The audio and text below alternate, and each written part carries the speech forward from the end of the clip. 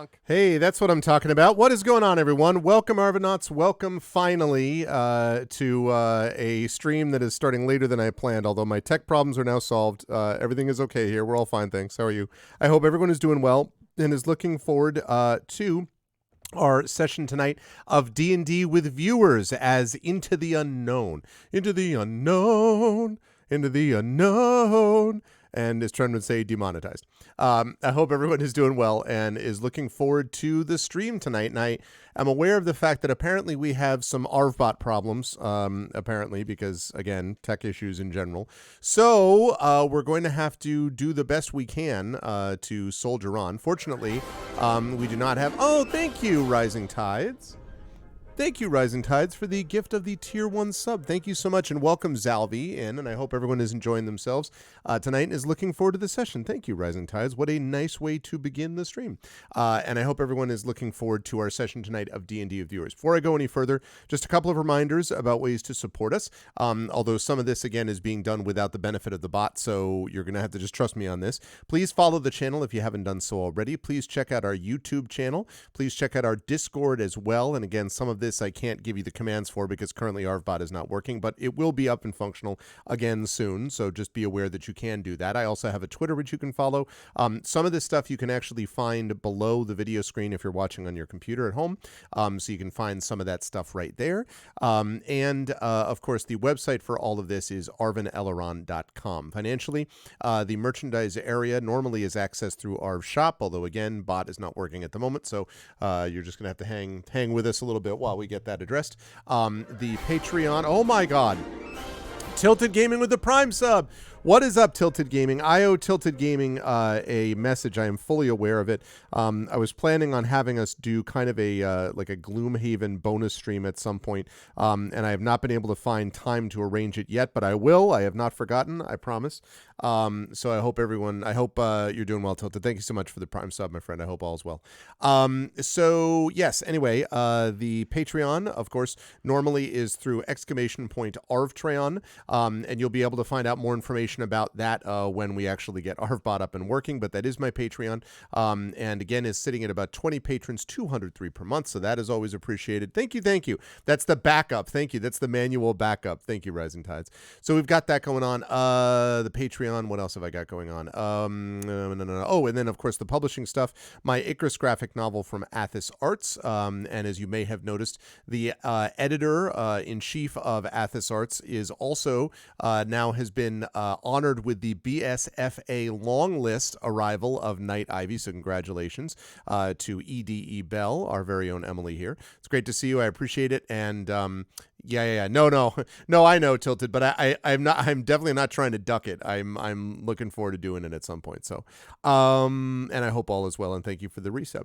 So yes, so congratulations on the BSFA long list. I hope to be able to reach that lofty pinnacle myself someday.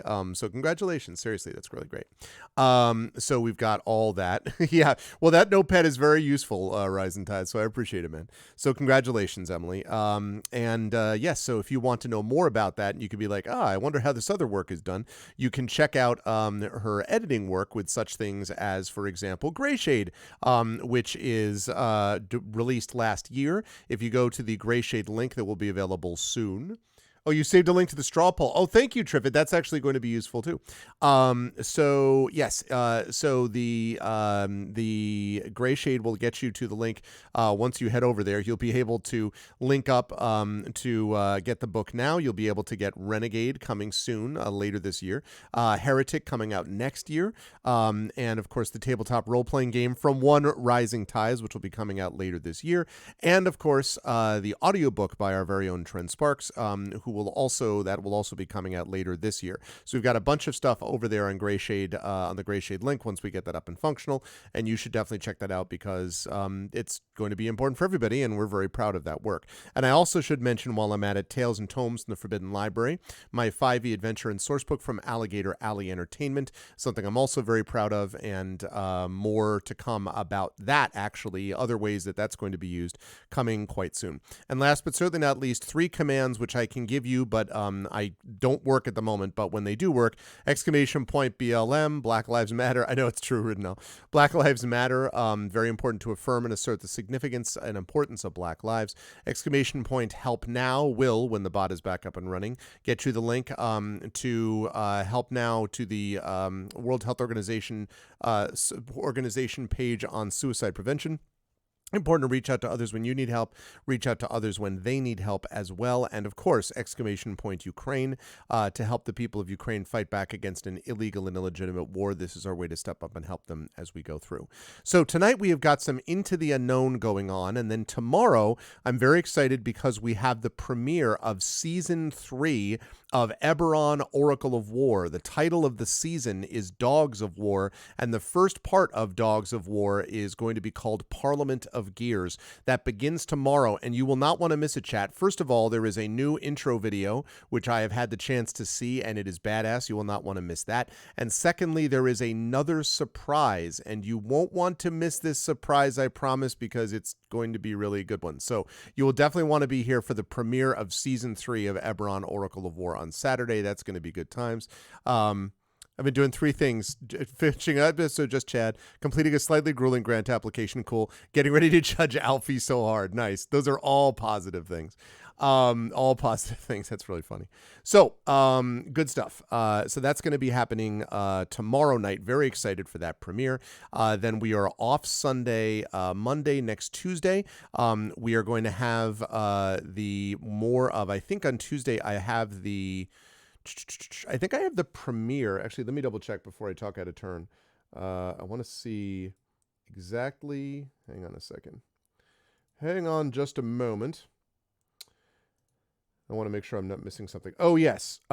So one change in schedule, which I have already put under the calendar change now, which is that the finale of Girl by Moonlight, which was going to be Sunday the 15th, is now going to be Sunday the 22nd. That is going to be a recorded finale, not a live finale because of schedule changes. So that is going to be closing up on Sunday the 22nd. So you'll definitely want to check that out. Tuesday the 17th, this is what I was trying to remember, is the premiere. And I know that Mrs. Dunsel will be very excited for this, and I hope Mrs. Dunsel, if Commander Dunsel is not watching, I hope Mrs. Dunsel will pass it along, is the premiere of Inkle Sorcery 4. So Inkle Sorcery 4 is launching on Tuesday officially. We have finished Ghost of Tsushima, so we're going to be doing that next. That's very exciting.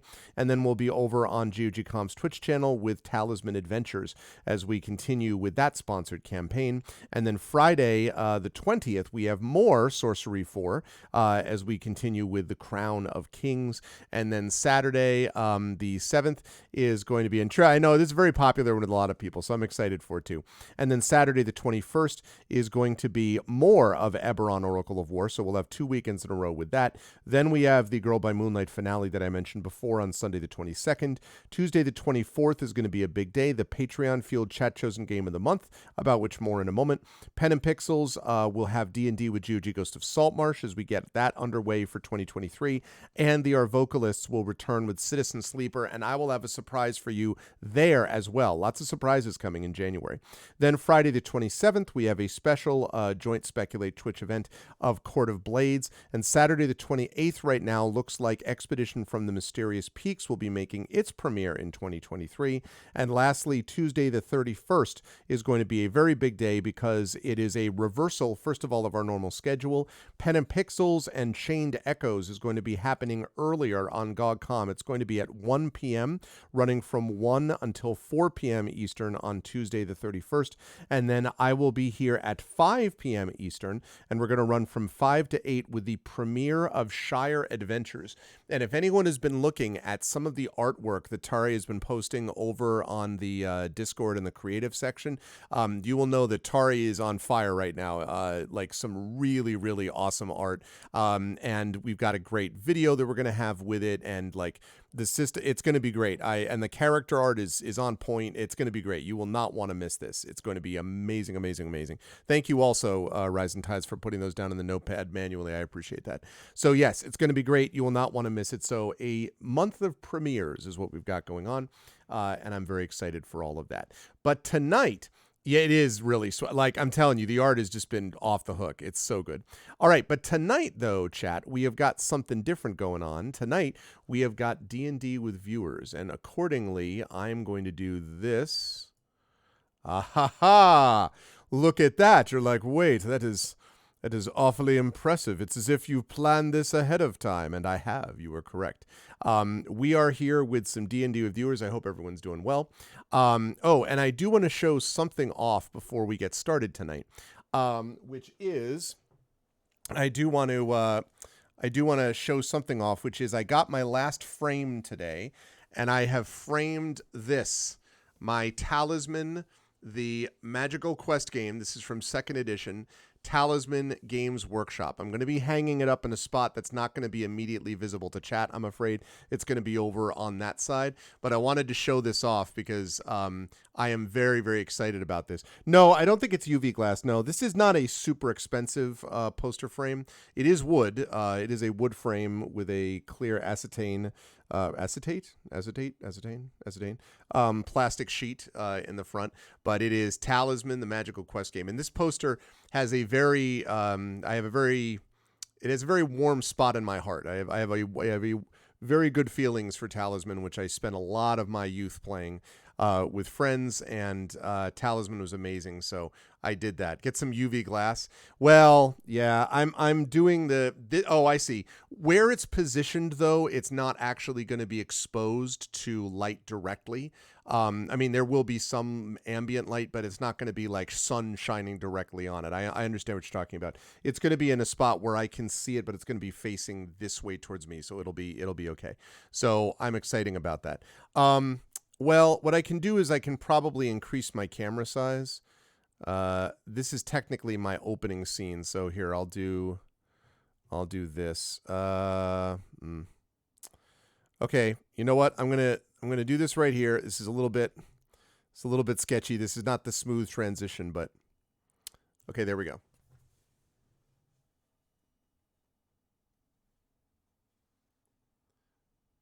Very, very nice.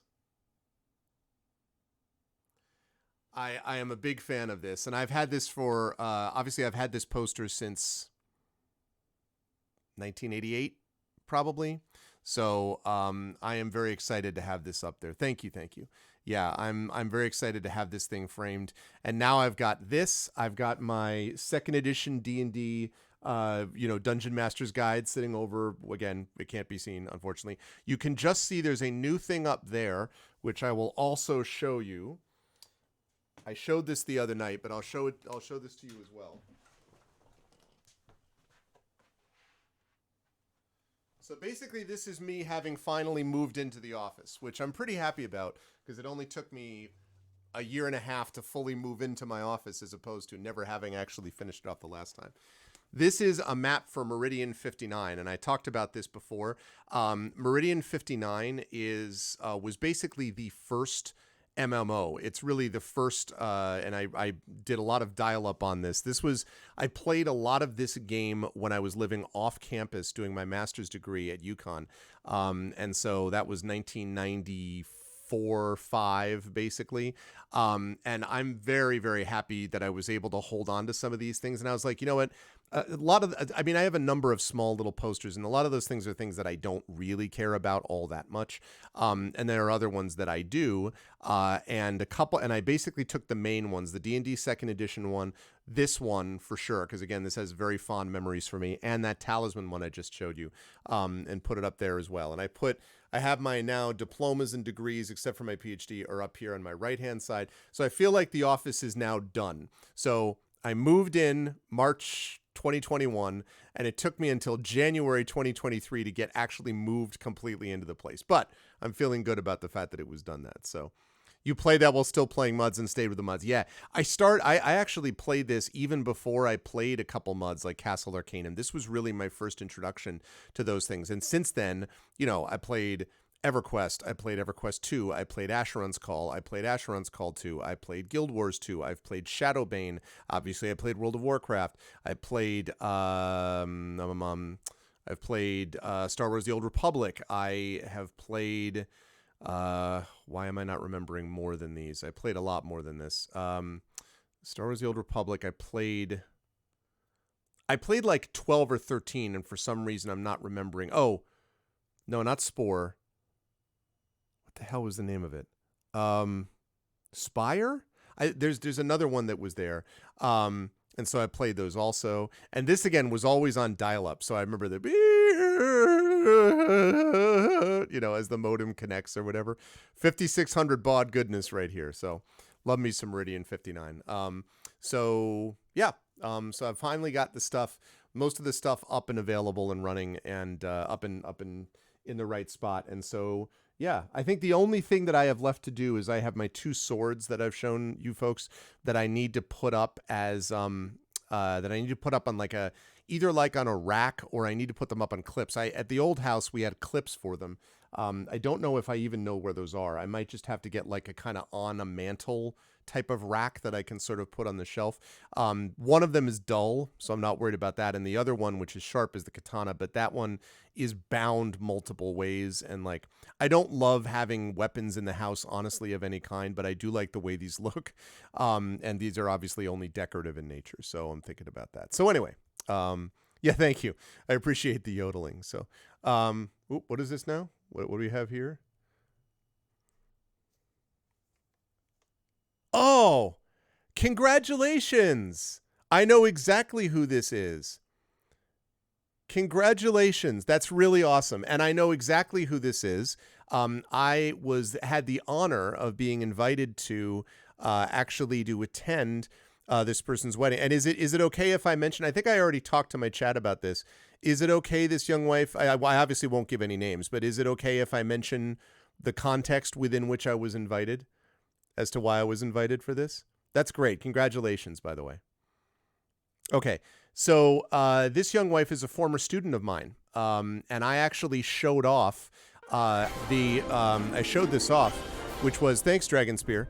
I showed this off before. Both of these are 2 former students of mine who met in a fantasy fiction course of mine, and they fell for each other. Apparently they had common interests. Who knew? And they were both good students, really good people. And they invited me to their wedding, and I was honored to go. My wife and I went, and we got them a huge, collectible Wizard of Earthsea. I think it was the Wizard of Earthsea trilogy hardcover that we got them, because that was one of the books that we taught in the class. So very nice people, and again, I'm really, congratulations. I'm sure you folks will make wonderful parents, and yeah, that's awesome. Congratulations. So, did I go as the best teacher? Well, it was the first time. I mean, I may have had other students. Oh, thank you, Prince Justin, for gifting the sub. Thank you so much. I should say that I have had many students before who have had many things happen and have told me about work anniversaries and, work accomplishments and obviously school accomplishments, and have gotten in touch with me later on about other things, about becoming agents and, all sorts of things, and have kept in touch with me over the years. And I obviously treasure that. But I have never had 2 students that met in a class of mine who then got married who were able to invite me to the wedding. So that was an honor to be able to go to that. And I was really happy to share that moment with them and with their families. And it was a really lovely reception and all that. So it was very cool. So congratulations again, this young wife. Thank you so much. My best as well to your husband. And congratulations. That's really awesome. So yeah. So this, incidentally, Chad, in case you're always like, man, why do teachers do these things that they do? This is why, because having good people have good things happen to them, and having even a small, tiny little minor part in that, in terms of being a place where they were able to meet, makes you feel good. So congratulations. That's really wonderful. All right, let me put this back.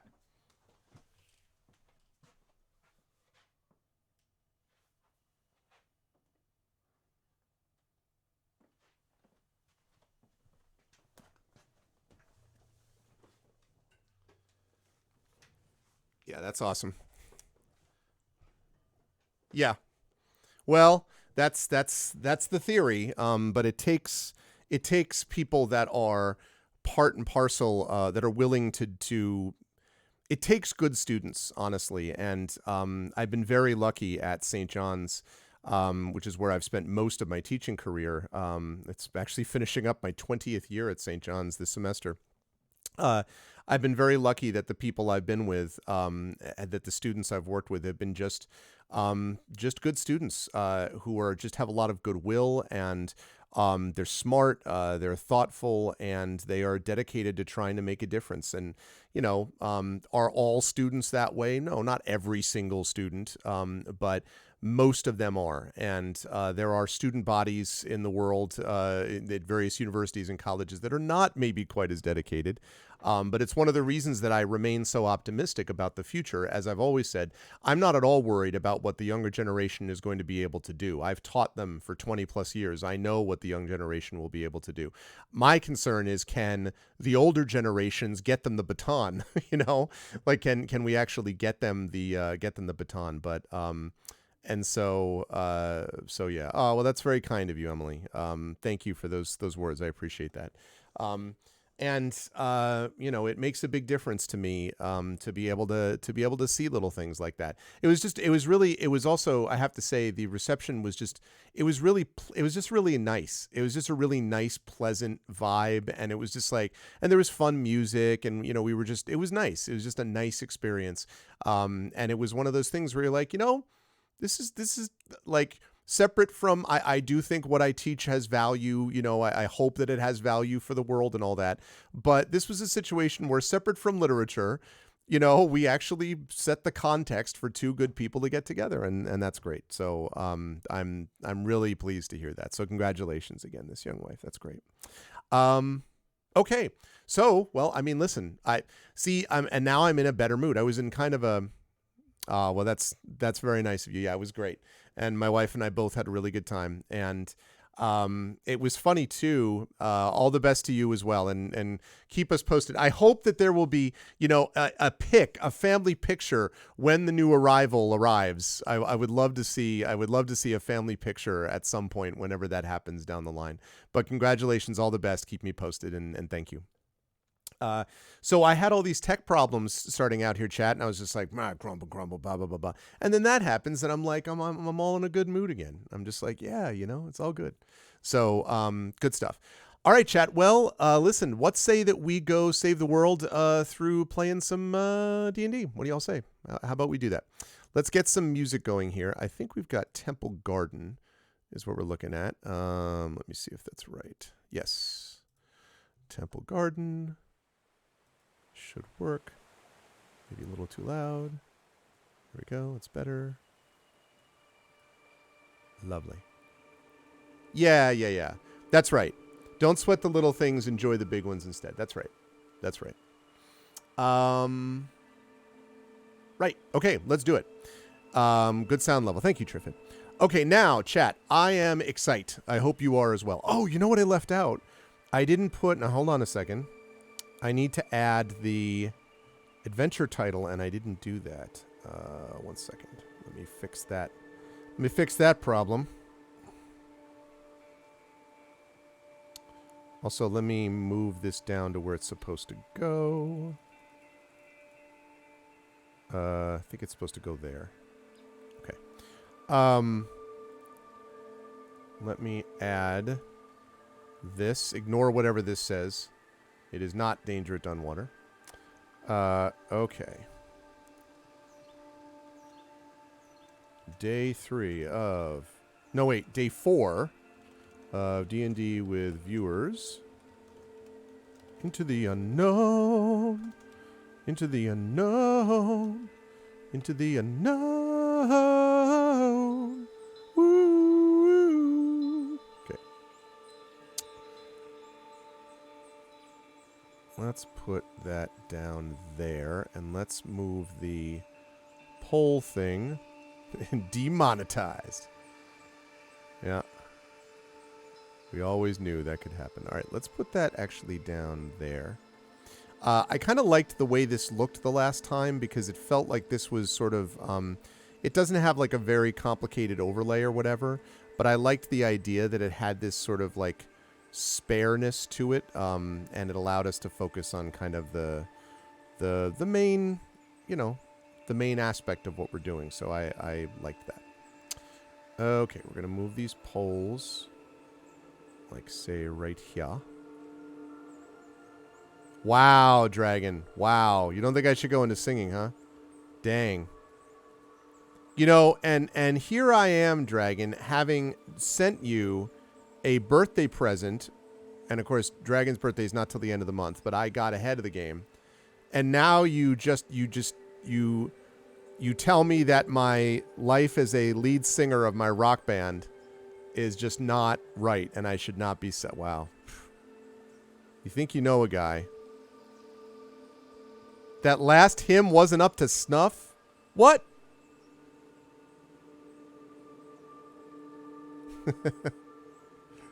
The last hymn. That's kind of funny to think about that as a... And now, brethren, please open your hymnals to Into the Unknown. Ah, yes, the straw poll. Thank you, thank you. Thank you very much, Trippet. So, this link right here... This link right here... Where the heck is this? Where's this link? I saw it. Triffid, do you mind posting the link again for me? This is the straw poll. In case chat's wondering, this is about the straw poll for the next game. And we don't have, because ArvBot is not functional, we do, however, have the link that Triffid was nice enough to set up for the Patreon Field Chat Chosen Game of the Month. So if Triffid would not mind posting it, although let me know if you can't and I can try to go further up. Because I know it's somewhere on here. Oh, there it is. I found it.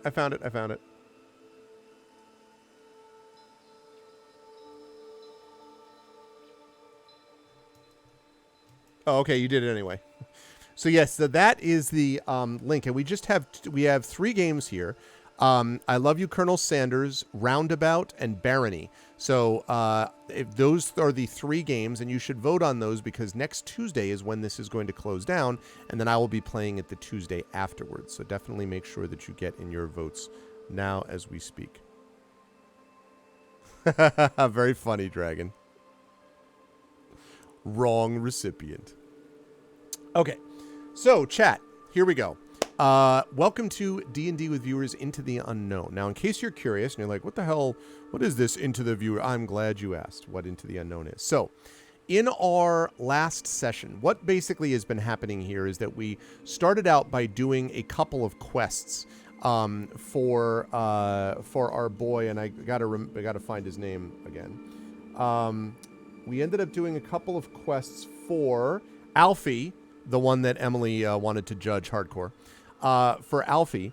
And then we were decided to do the Adventurous Call. We had 3 choices, and the choice that we picked was to go and help the Finn folk because their warriors had been wounded in a skirmish against lizard folk that had left Starland Bay, the Finn folks' home, vulnerable.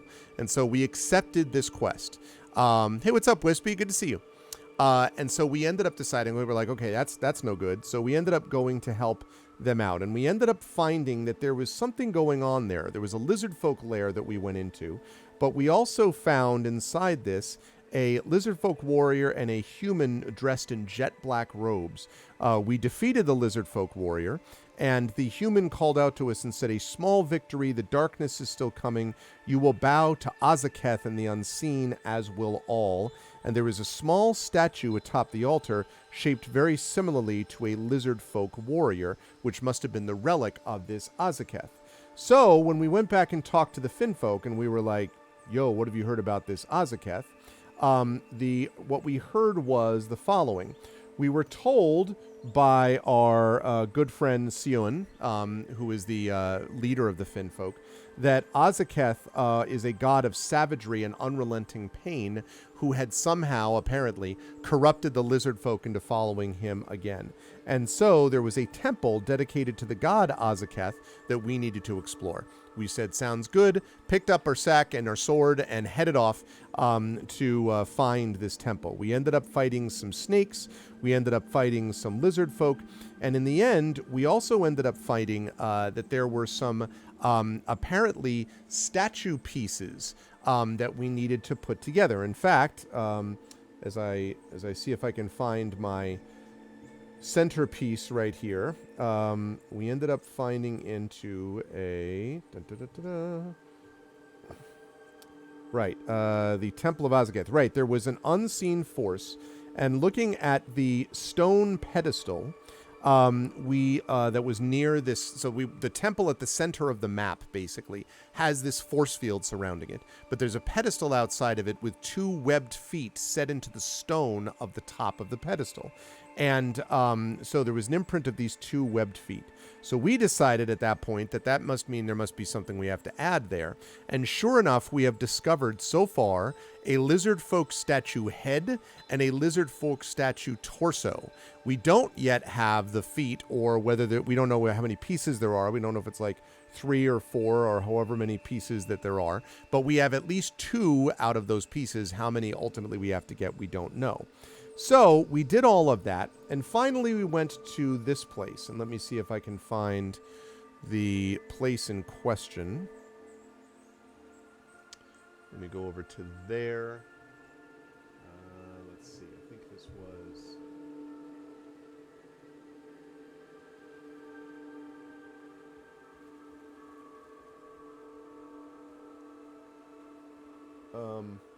Oh, actually, I think I have the wrong save point. Because we already fought a giant poisonous snake. So I think what we ended up... I think I made a mistake on that save point. I don't think that's right. So I think where we ended up was... We ended up having defeated a group of these things, and we found the torso of it. Yes, that's what it was. We found the torso, and so we ended up back with this intersection. So let me show you what that looks like. I was like, wait, that doesn't look right. And it wasn't. Now I have found it. Okay. So...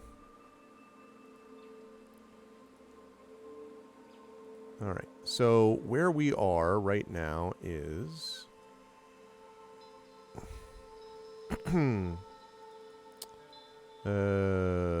yes. Okay. Let's get rid of that center map for now. There we go.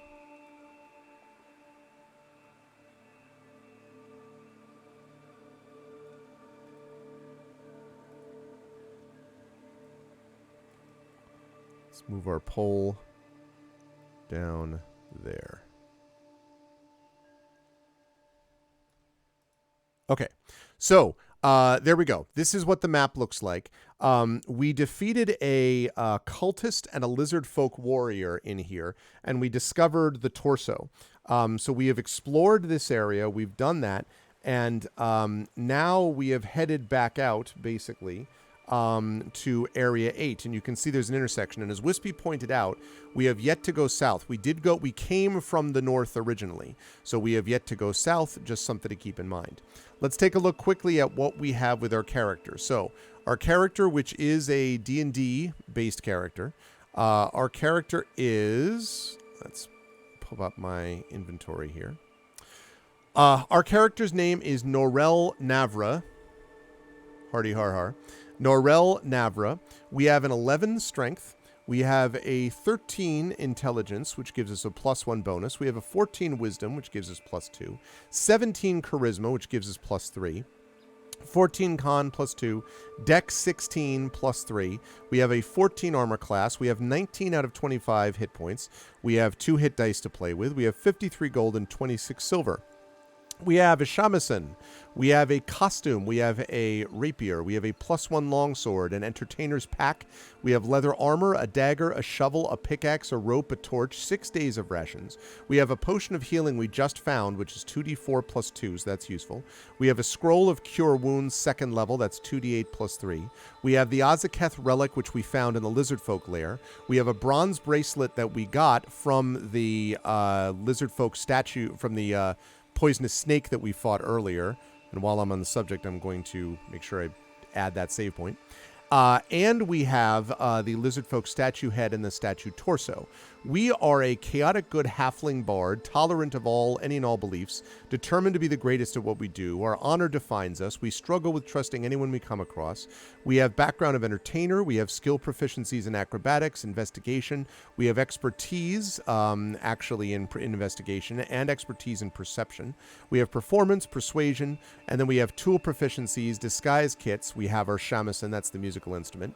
We are a College of Lore bard, so we have 3 bardic inspirations. We have Song of Rest. We can do 1d6 extra hit points during a short rest. We're lucky.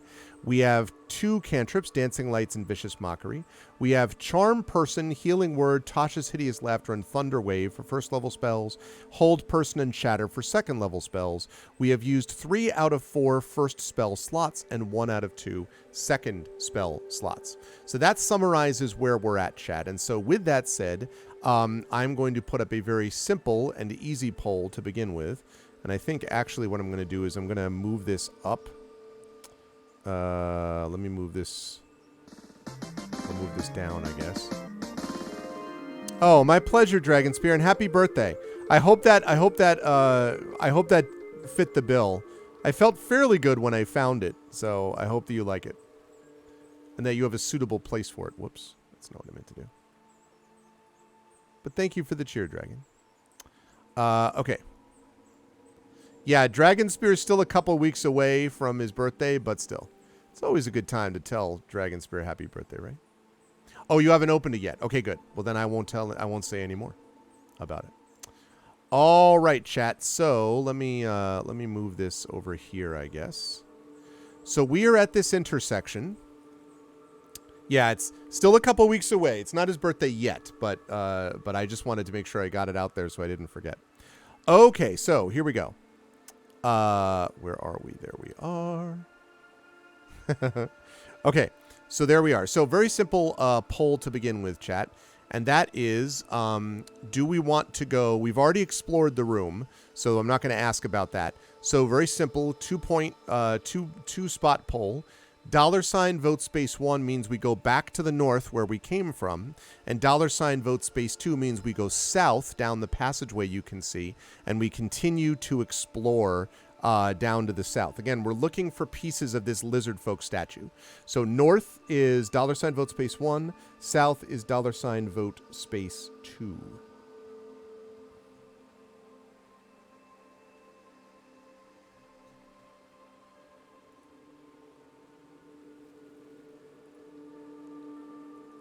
Okay.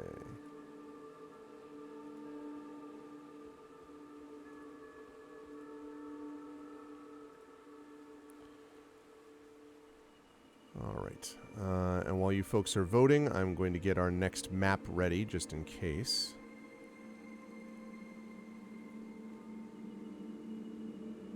Actually, really like this music for this place.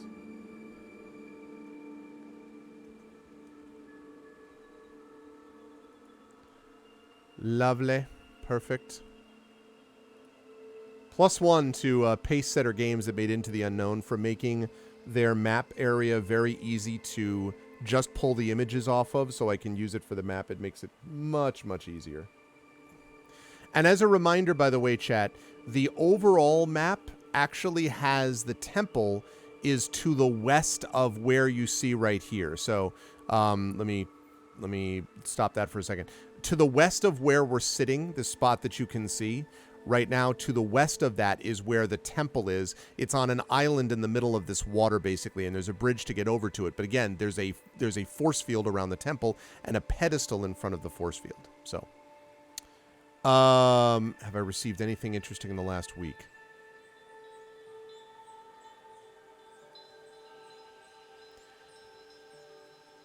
You know,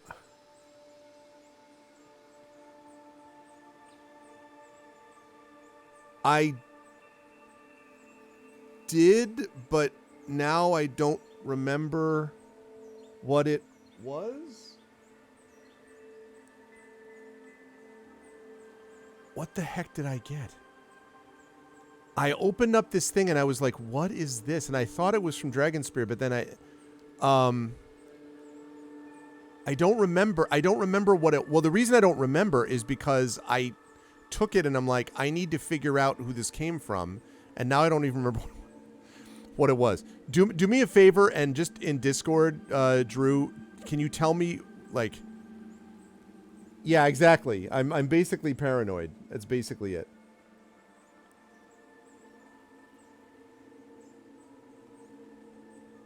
Although if I take a minute, I'll probably remember what it was anyway, because I have it downstairs.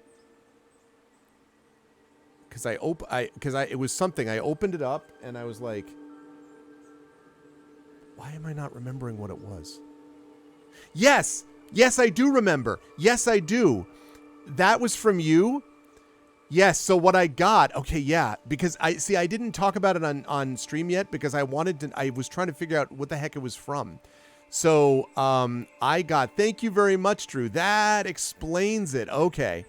Yes, I got and it's downstairs. I'll have to bring it up. I got basically I do not like raisins. Would you all stop? I got a mug, then apparently from Drew. So thank you, Drew, with a D20 in the side of it. So it's like a mug with and a D20 is literally in the side of it. And I was just like, this has got to be from, who is this from? And I was like, I don't think Dragon sent me this, but I didn't know. That explains it. And then I honestly was so thrown off because I didn't know who sent it to me and I knew it wasn't Dragon Spear, that then I was like, I have to figure this out. And then I carefully put it in like next to our other glasses because it's not supposed to go in the dishwasher or anything. So I told my family, like, you got to be really careful with this. You got to hand wash it. You got blah, blah, blah, blah, blah. Oh, it's 20. Clearly is a 20. So I will have to show you folks that. I'll need to remember that. Maybe the next time we do a vote here, on the next vote, I'll run down and grab it. I actually already got a bunch of mugs for Christmas. In addition to that one, I got a mug from my family, which is a picture of Baby Yoda sipping the tea on the mug, a very big mug. So I now have plenty of mugs actually, plus the previous ones. Thank you very much, Drew, for that. That's really cool. Yes, that now totally makes sense because I was like, who sent this to me? Why would I?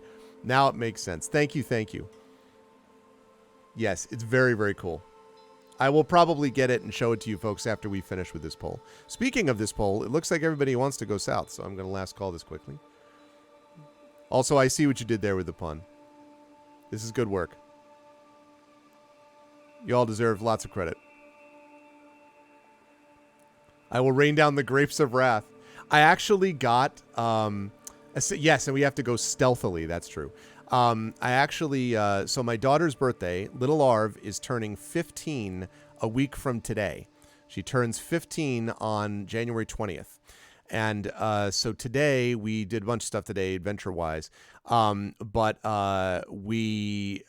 I got her today her presents, and you're all sworn to secrecy. Actually, wait. I'm trying to think now. No, see, if I tell you, she might watch the VOD of this, and then I'm going to... No, I can't tell you now. Damn it. I can't tell you because she's going to find out. Or she could find out. I will just say that it was and it was you because it wasn't wrapped in ribbons and covered with stickers. I don't think this would have fit entirely either. Although I suppose if it was accompanied with, Faygo root beer, I might have had to believe that. Maybe that would be the case. Yeah, unfortunately, I can't tell you. It'll be a good test to find out if she watches. No, I want her to be surprised. But I will say that it is tied into her favorite animal. I will just say that. It is tied into my daughter's favorite animal. That's true. I would have immediately known if Marie had given it to me. No, I know, but I would have figured like that. No, that's true. If I had gotten the equivalent of vegan root beer, then yes. And I know that you didn't give me the Faygo. I was just saying that, I associated it with Michigan, so that's what I was putting together.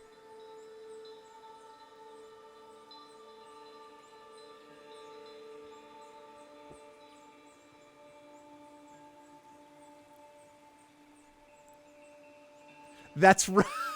I forgot about that. That's true. It was really embarrassing, chat. We were up at CanCon, And Emily literally just like, Chris and Emily are there and a bunch of authors. And Emily just literally just takes the bottle and just dumps the root beer directly in my vest.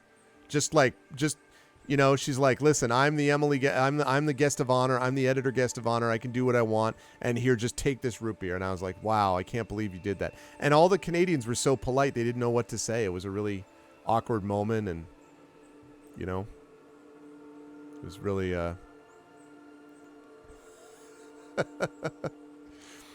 no one believes that it wasn't your vest. It was the bottom of my vest. It was the bottom of my vest.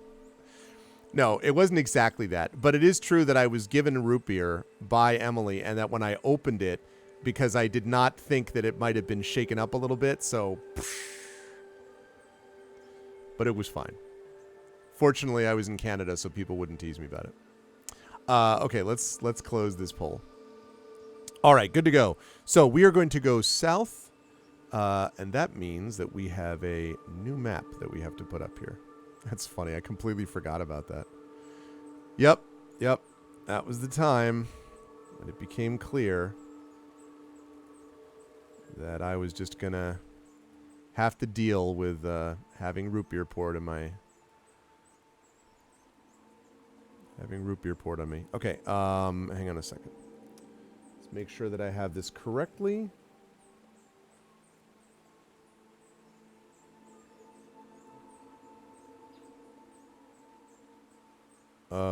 Okay, good. This is correct. Yes. Lovely. I wanted to make sure that I had this in the right spot.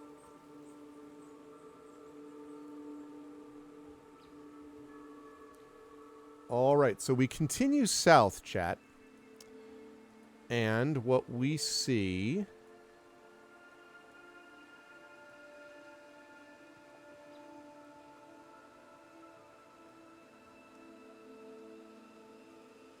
I had a vest on. If you're trying to tell me that there was also something else, that I spilled it in my groin or something, and that's what you're getting at, then okay.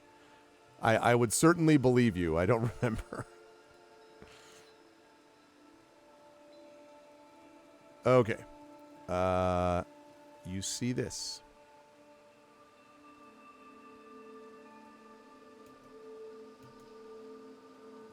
Okay.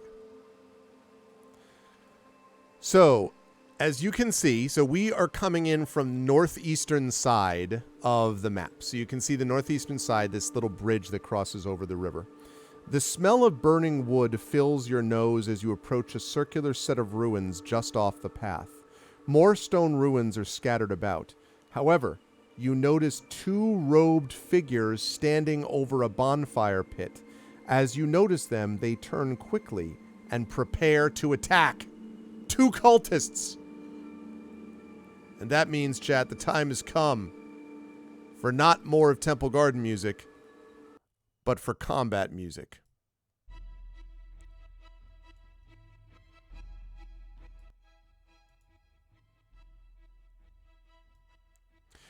Sorry, Wispy.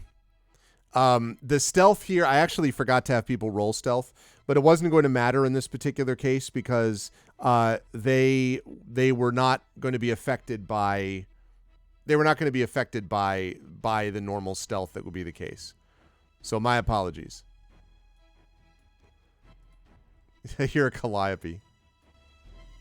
Nah, this is our boy All This with Kevin MacLeod. This is Kevin MacLeod with All This. Okay, so let me pop up my dice roller here. Where did my dice roller go? There we go.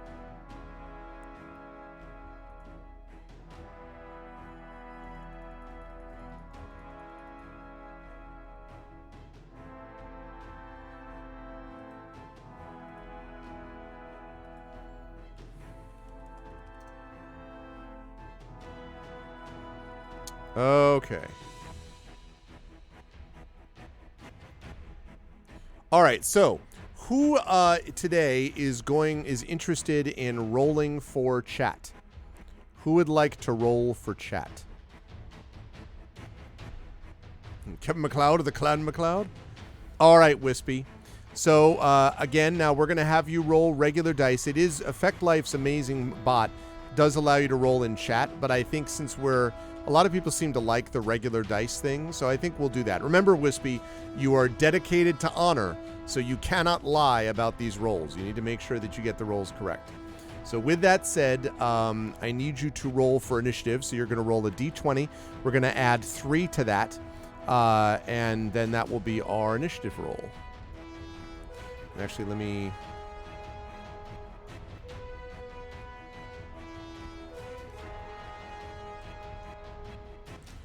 I will add my battle manager to this.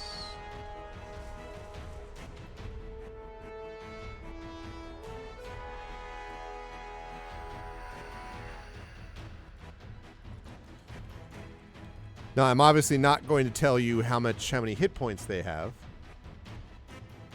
I would never question your honor.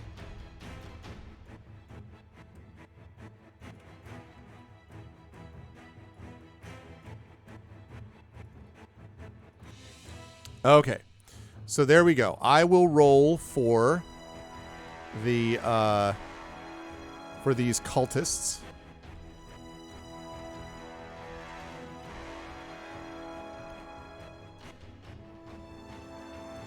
Still searching for a d20. Well, again, if you need to have us roll, I can certainly do that if I have to.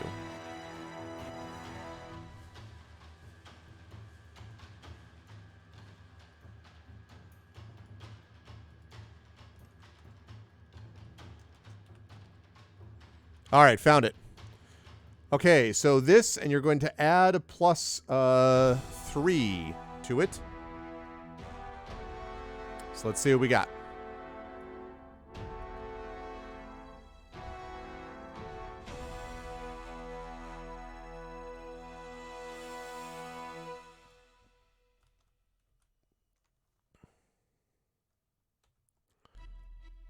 Three plus 3 is 6. Okay, so 6. And we're going to add to that 3. Or did you? Sorry, you rolled a 3 on. You rolled a 3 on the d20. Is that what you rolled? So a grand total of 6 is what you're saying. Okay. All right. Well, guess what? We're not going first.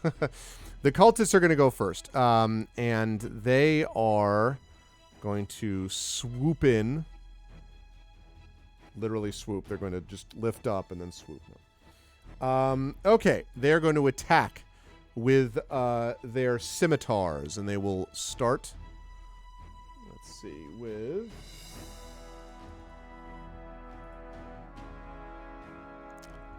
first scimitar is going to be an 18 to hit our armor class. Second one will be a 12. So the first one will hit, the second one will miss. The damage done.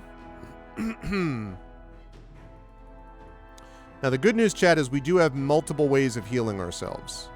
That is the good news. Ugh.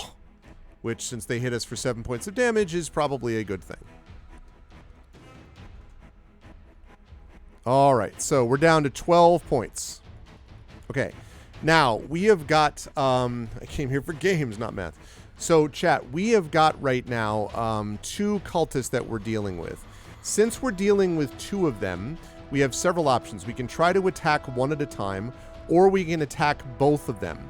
Under the circumstances, the spells that would fit for this would be something along these lines. So here are the options that that we can have. And if you have another one you want to throw out there, that's fine. But these are the ones that I would put up for a vote.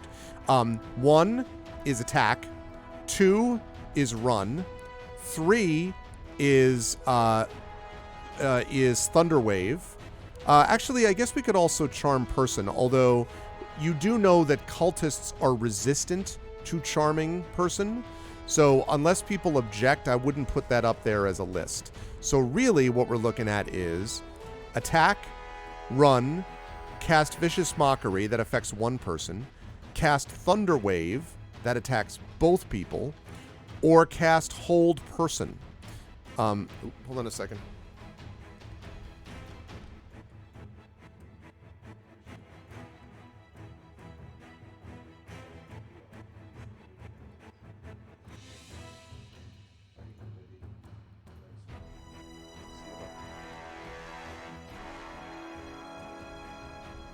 or 4 Dance Off, yeah. I don't know about Dance Off, but okay, so, and in case people are curious, hold person affects one target as well, a humanoid that you can see within range. So basically, we have some one type spells, and then we've got some spells that are affects everybody. So we can either attack, we can run if we want to, we can cast Vicious Mockery, we can cast Tasha's Hideous Laughter, we can cast Thunder Wave, or we can cast Hold Person. We can also, and I guess I'll put Heal in here, although we don't need to heal yet, but I could put that in if people want to. So there we go, chat. 7 options.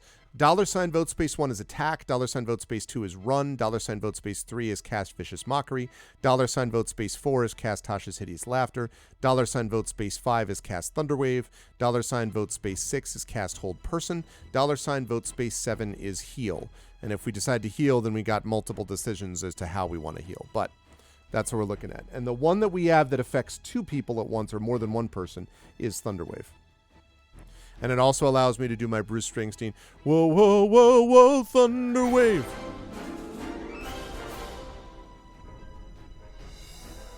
Hey, Shadowed. First of all, thank you for the tier 2 sub. Secondly, it sucks about the fever. Yeah, I saw that you mentioned in Discord that you tested negative for COVID, so it might just be, but again, like flu and RSV has been a big problem this year. At least, although I have to say, it peaked pretty early in the States. It's been going down for the last few weeks. And one thing that's at least helped in the Northeast has been it hasn't been that cold. Like today, it was basically like 45 to 50. It's going to be colder tomorrow, but then it's going to get warmer again. It's been kind of sucky for snow, but it has not been very cold here, really, for most of the winter. So that has obviously helped a little bit. But I'm really sorry to hear that, man. And hopefully this is a chance to, sending love for sure. And hopefully this is a chance for you to forget for a little while about this. Eesh. Yeah, keep on top of that too, man. You know the drill. Like, don't, as I can tell you, as having been through a 104.1 fever, when I was dealing with COVID a couple of weeks ago, that is no fun. So definitely, monitor it, Hey, Darth Sisu. Okay, we're going to last call this. Looks like we're looking at a possible thunder wave here.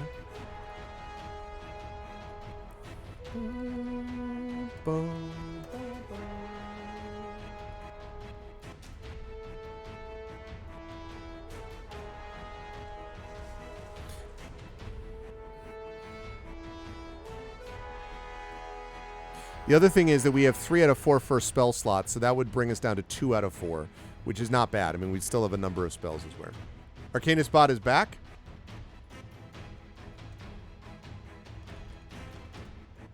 Hey, it's back. Welcome back, Arcanist Bot, and thank you, Shadowed Mage. Yeah, I'm clear. I've been clear, actually, for a week. Oh, you folks will find this funny. So I think I told you all that I was confident that I got it from the dentist, because it was the only thing that worked in terms of timeline and location, whatever. So I went in to get some follow-up work done. I have to go in tomorrow to do the final bit of follow-up work, to get some follow-up work on Monday. And I told my dentist about it. I'm like, hey, I wanted to let you know. I said, I'm sorry I didn't tell you about it earlier, but I didn't even put it all together until about a week afterwards that this is where I must have gotten. And he was like, oh. He's like, I'm really sorry to hear that. He's like, I've been so proud of how the office is managed and like we've been able to avoid anything. He's like, but I'm really sorry that happened. He calls me, so that's Monday, right?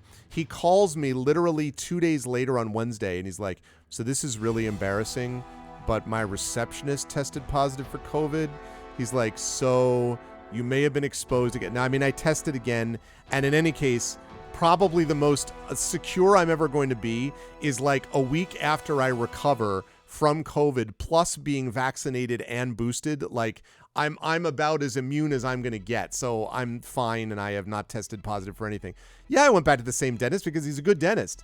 You know, and it's not his fault, right? But it was so funny because he's just like, oh, he's like, I'm so sorry, you know, I've been so proud of, and then this happened. He was like, I can't believe. I'm like, well, this variant is rough, man. Like it's hard to avoid getting it, but that's why. Oh, that's right. So I'm here for the Fin folk. Please switch for this next visit. No. The dentist is fine. I'm not. Again, it's going to be very difficult living where I live to avoid having exposure entirely to COVID. It's just going to be very difficult. It's too ubiquitous in the community, and there's an enormous amount of immunity now, which doesn't mean you don't get it. It just means that it minimizes the impact of it. And it can still be dangerous for people who are immunocompromised. Again, I don't recommend people go running around trying to get it, but it's going to be hard. But it was just like, it was so funny. I'm like, of course that's what. So he was so embarrassed though. Not sure if he'll be sufficiently well. Well, definitely. I mean, just sort of, yeah. I mean, obviously, I know you're, keeping kind of keeping on top of it. But yeah, just hang in there, man. I want to make sure you're doing okay. Okay. Actually, I think I'm gonna put this up there because I think that maybe looks a little bit better like that. Okay. Right. Okay. So it looks like we are going with casting Thunderwave. Okay. So, a wave of thunderous force sweeps out for you, which means each creature in a 15-foot cube must make a Constitution saving throw. So, we're going to have them see if they can make a saving throw. I, of course, have their stats. Okay, let's see. What is their... Okay, so that's just a roll.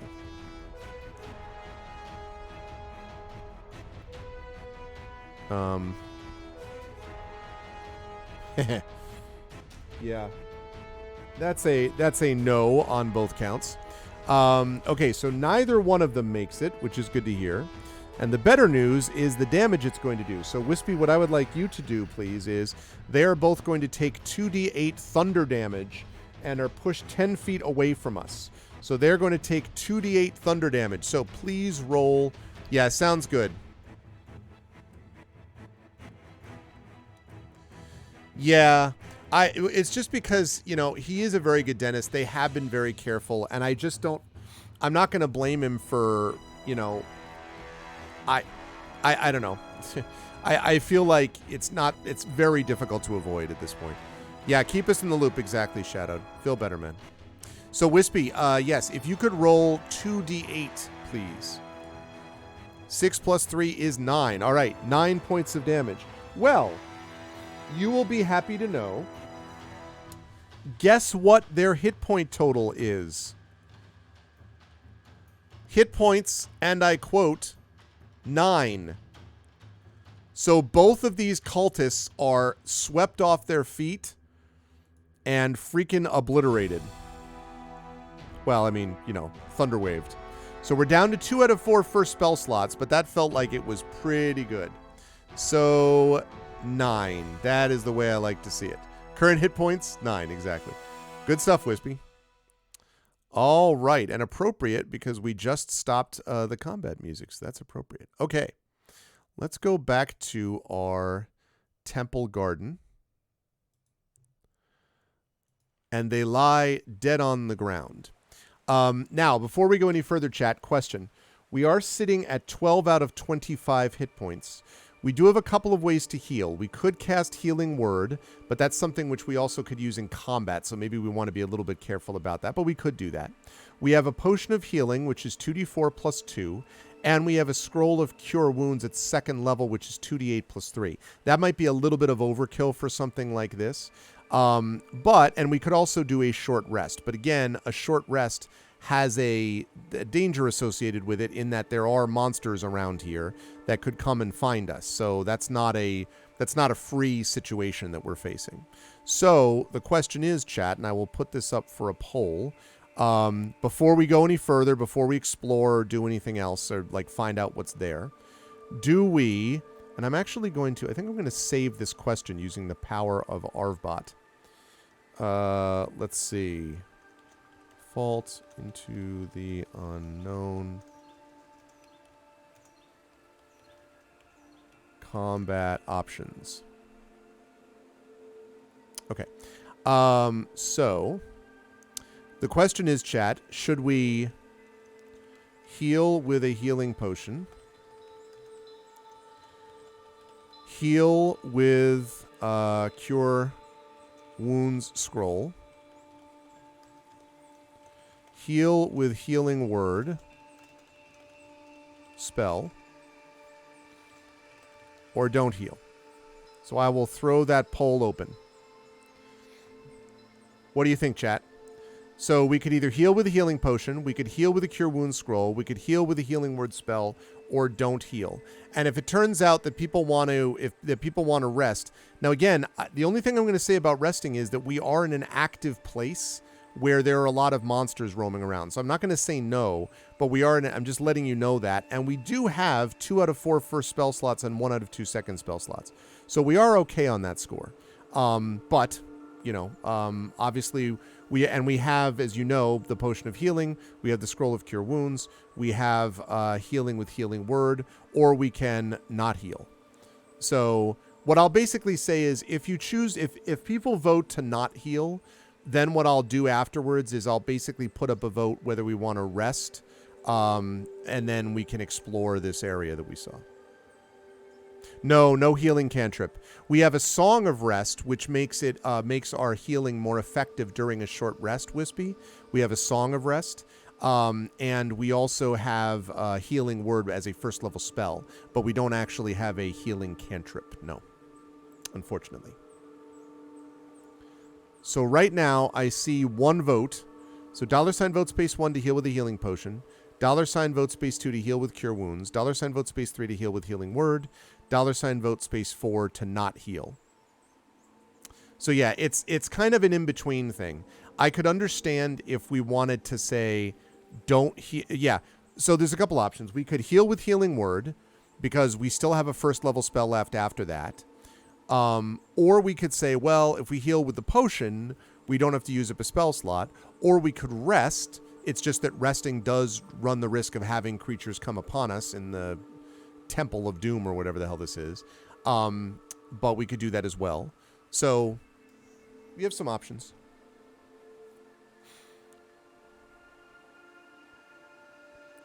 The scroll is the only one that strikes me as being kind of too much because that can do a maximum of 19 points of healing, and the average would be like 9.5, I guess.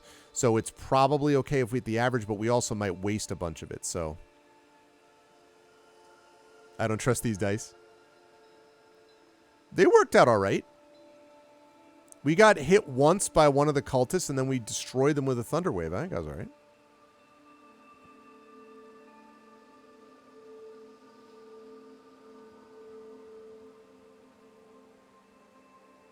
Never trust the dice. I had a friend of Rudnell who used to say, if you don't trust the dice won't trust you. And it's one of those things that sounded good, and then I'm like, what the hell does that mean? Oh, yes. That's a good call. I tell you what, next poll, remind me, Rock God. Sorry, Drew. Drew, next time remind me, and I'll go run down and get the glass and bring it up. Yeah, I literally put it next to my other glasses on like the second shelf near the literally near like the delicate wine glasses and stuff because I did not want to hurt it. So, if you don't trust the dice, things get dicey. What's up to Cece? It's been a little while. Happy New Year. True points, Rudnell. True points. Okay, last call, chat. Last call.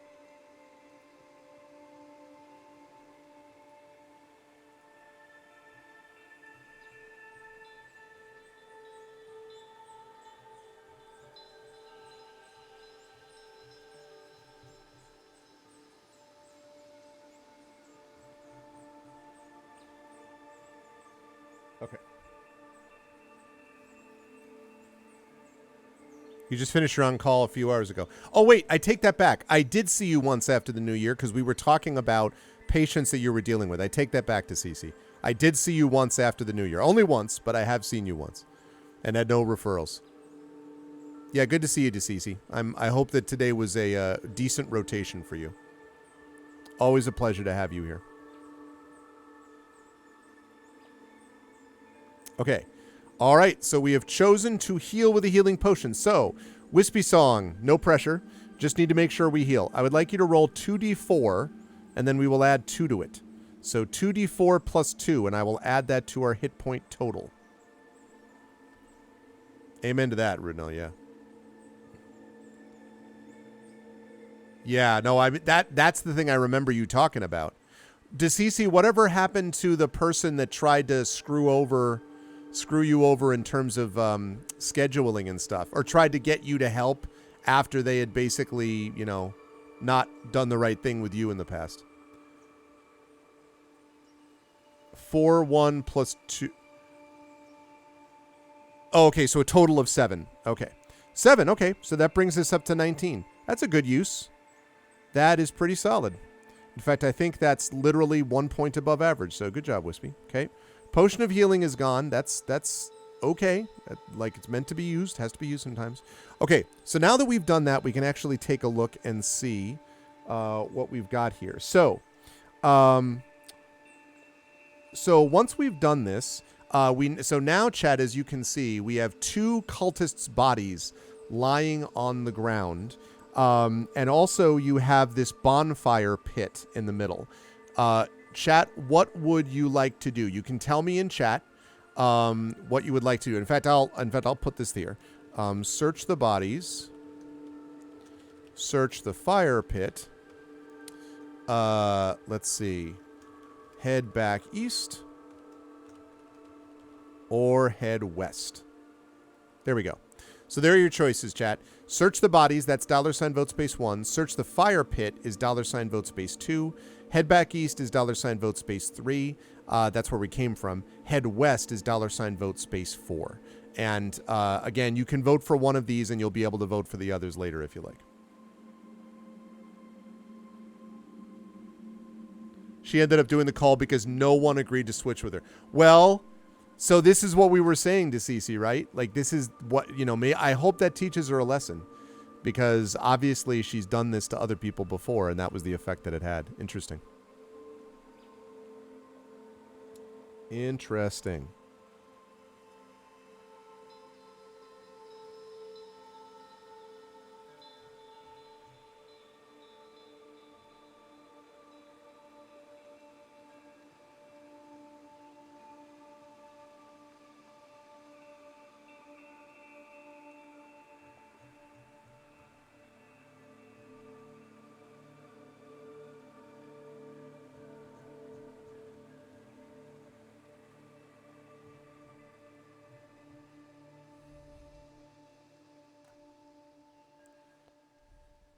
Even if you wanted to, yeah. Still, though. All right, last call on this one.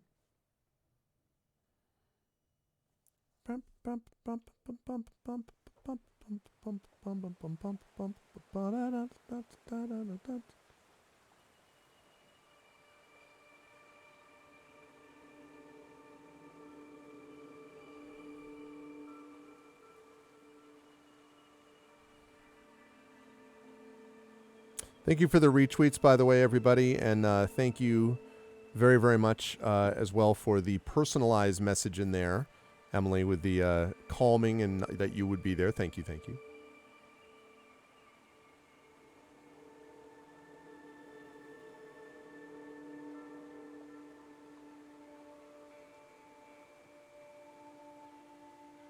Oh, I see. Did it go okay to Cece, that high-risk tonsillectomy?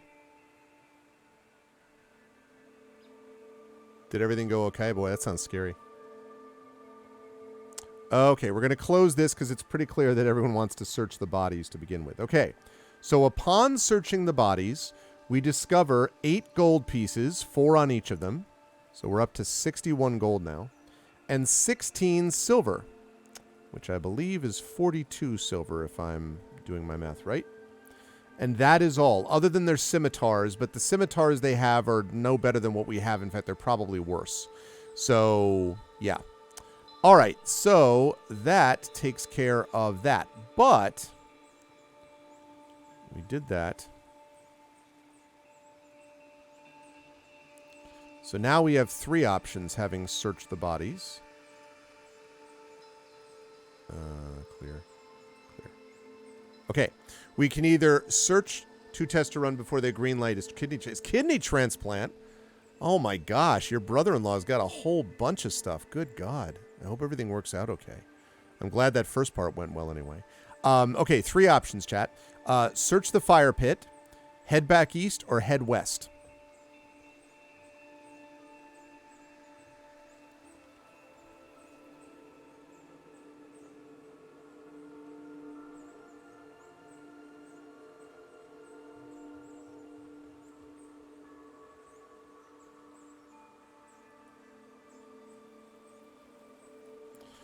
Delete this fighting a poisonous snake since I don't need that anymore.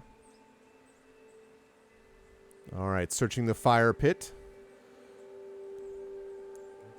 Searching the fire pit. Crawling through the thicket.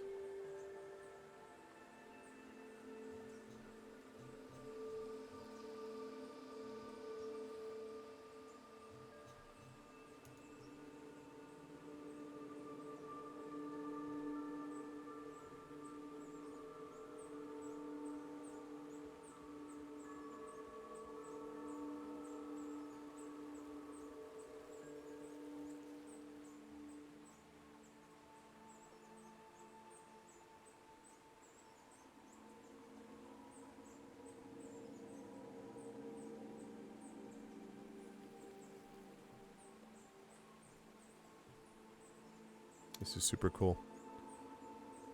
It's been on dialysis since he was 14. You know what that reminds me of, DeCeCe, is our poor departed friend Kilobyte, who was on who did not have dialysis. Actually, it was the opposite. Was diabetic, type 1 diabetic, and then finally got onto dialysis and was feeling much, much better. Like, once he got into dialysis, he felt much better, and then just had this sudden, unexpected complication and passed away suddenly only a few months after starting. So it reminded me a little bit of that. My cousin, who passed away not that long ago, was juvenile diabetic from when she was like 9 or 10. And she passed away in her 60s. And she had other complications, MS and other stuff. So, but it is a tough situation. And diploma in pharmacy, 0 admissions for fluid overload since 16, pure discipline. Yeah, amen to that. Amen to that. So I'm sorry about that. But turns 14, turns 40 this year. My goodness. Well, yeah, much, best wishes to him. And I hope that goes well, that transplant.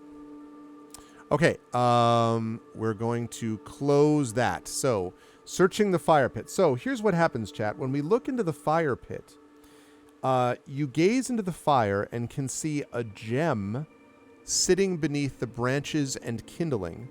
It is hard to tell what kind of gem it is. So what we have to do, chat, is we have a couple options. We can just reach into the fire and grab the gem. This is probably a bad idea. Yeah, seriously, DeCeCe. This is probably a bad idea to reach into the fire.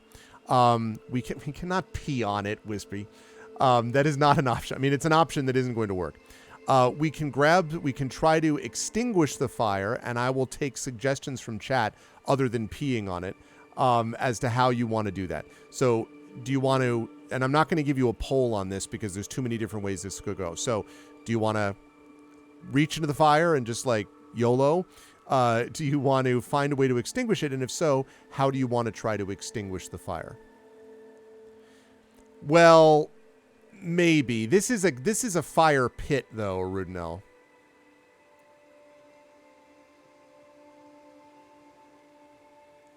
We just drank that big potion. Do we have a bucket? Well, let's see. You know what? No, but we have a flask that we could probably use if we were going to do that. We don't have a bucket. We do have a flask. We have a shovel. I don't think that's going to help. I don't think we have a spell like cast create water or something. No, we don't. I guess we could thunder wave the fire. How could that go wrong? No, that would be a bad idea. Could cover the fire with dirt. What's up, VTAC? Cover it with loose stone from the walls in the area. Find it within us to bend the fire. Throw some meat on the fire. Could cover the fire with dirt. Okay, so let's you know what? Let's throw those options up there.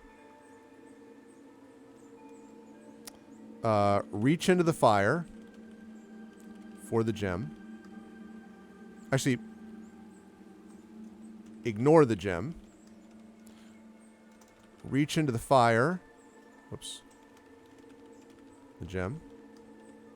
Extinguish the fire with water from flask. Extinguish the fire with loose stone. Extinguish the fire with dirt using shovel. Question mark. It's one of those like, it'll be a different kind of meat. It'll be our own hand will be the meat. Okay. There we go, chat. So, $vote space 1, ignore the gem. $vote space 2 is reach into the fire for the gem. $vote space 3 is to extinguish the fire with water from our flask. $vote space 4 is to extinguish the fire with loose stone from the walls. That's VTAC's suggestion. Also, Happy New Year, VTAC. And choose $vote space 5 is extinguish the fire with dirt using our shovel because we can like digging in the dirt basically. We're digging in the dirt. Stay with me, I need support. I'm digging in the dirt to find the places I got hurt. To open up the places I got hurt. It's a great song. Chad, if you ever want to hear a good version, a really good version of that song, Digging in the Dirt by Peter Gabriel, look on YouTube for a live version done by Willie Porter. I want to say that he did this at maybe the Iron Horse in Northampton, Massachusetts or something. I don't remember where it was. It is a really, really good version. Like he has this like looped, I don't know how he does it. He like drop tunes it somehow. But he has this and the bass riff on that song is so good. Oh man, it's freaking amazing. Yeah, it was. It was. Dirt's better than my stone.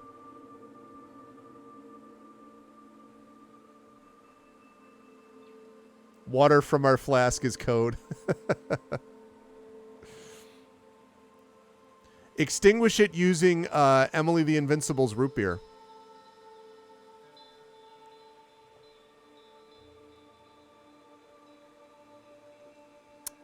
Where's my Arvanese Smugs at?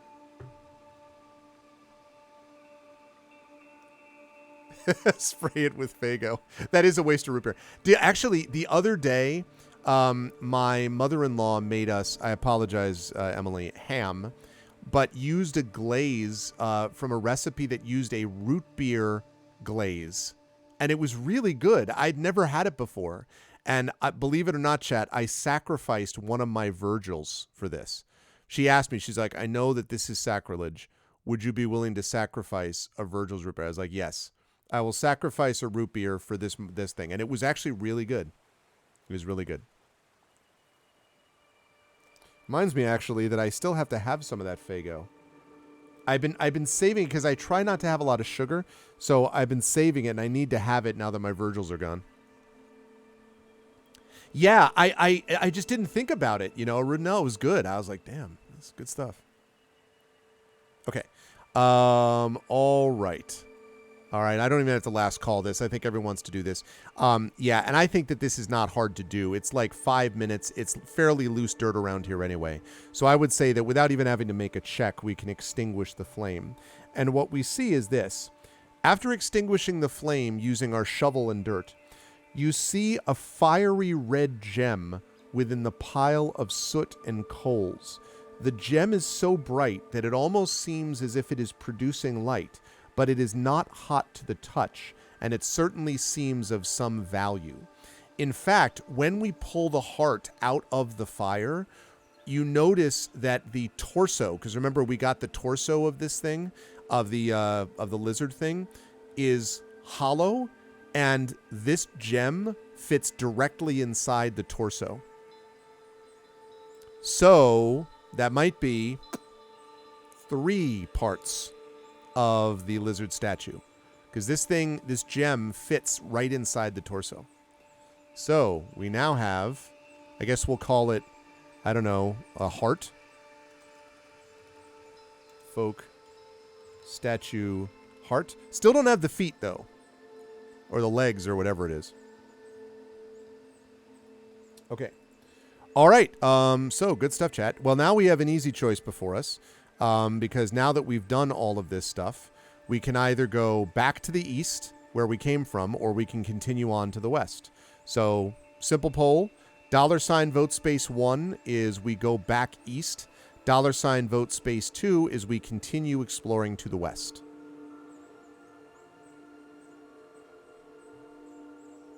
$ vote space 2 is east. $ vote space vote space 1 is east. $ vote space 2 is west. Continuing to the west.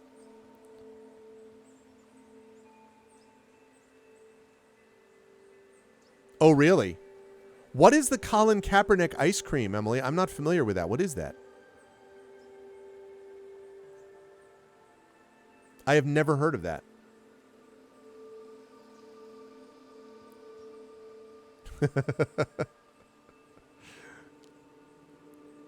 Like, what's in it?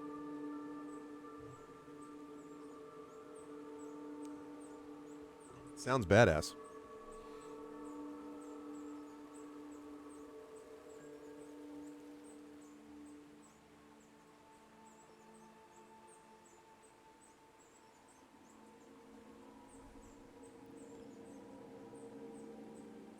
Change the world, non-dairy. Okay, hang on. Caramel non-dairy frozen dessert with fudge chips, graham cracker swirls, and chocolate cookie swirls. Oh, nice. That's pretty... I mean, listen, that sounds good to me because I love caramel flavor. I like graham crackers. I like chocolate cookies. I obviously like fudge chips. What's not to like about any of that? Oh, that's really slick. And yeah, it's branding, but, you know, that's okay. Listen, I don't even care. I don't care if it's branding, if it actually gets the job done. It tastes like justice. It's really delicious. Wow, that's pretty awesome. That sounds good. Okay, so where are we on these polls? Sorry, I did not turn on the polls. Turn on the polls. Turn on the hot lights. This bad boy has to go down. Yeah. Okay. All right. So we're going to last call this.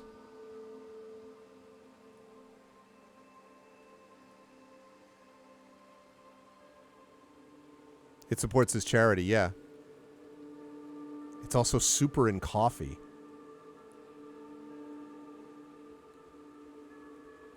Yeah, I like caramel flavor.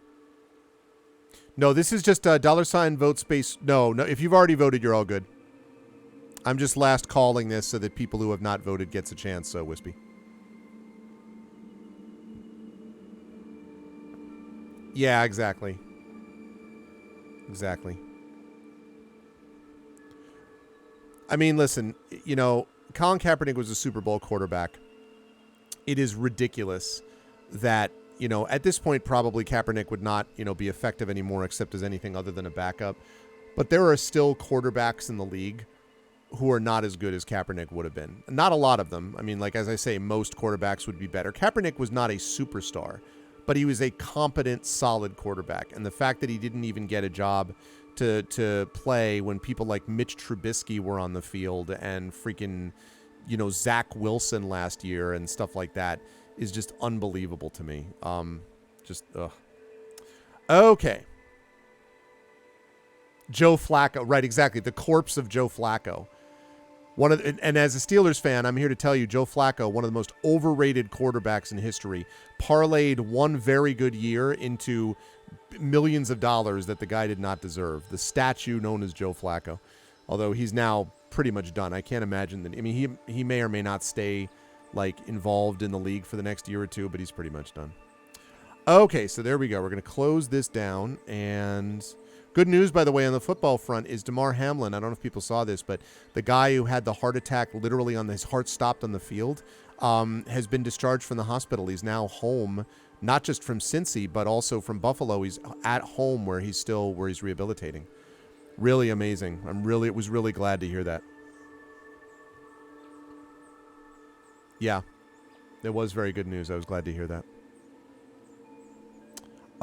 Okay, so what did we say? We're going west. We are going west. Okay, and for this one, I need to pull forth. I need to pull forth a new map, chat, and then I need to go get the stuff. Oh yes, I'm sorry. Yeah, chat. Why don't you, while I'm working this out, you can answer Wispy Song. Do you want to go stealthily or not? My apologize. Wispy's quite right. I should be asking that. So, do you want to go stealthily or not, chat? You can just tell me in chat if you want to go stealthily or no.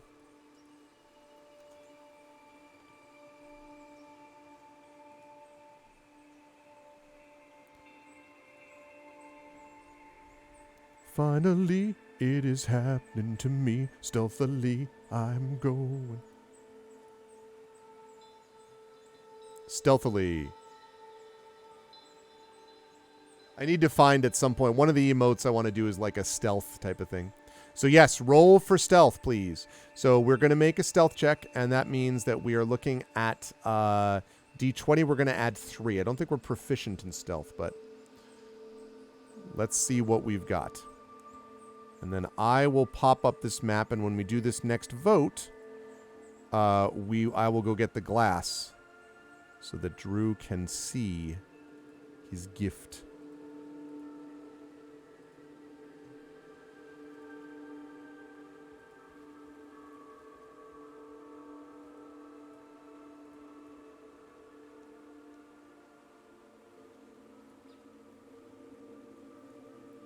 Yeah. That's right.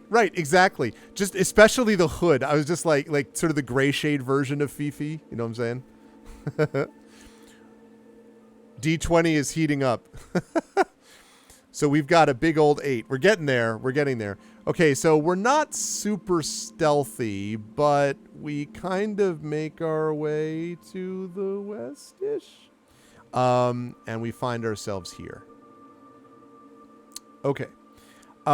We come across an intersection, and the path continues in a few ways. So, and let me tell you what the ways are.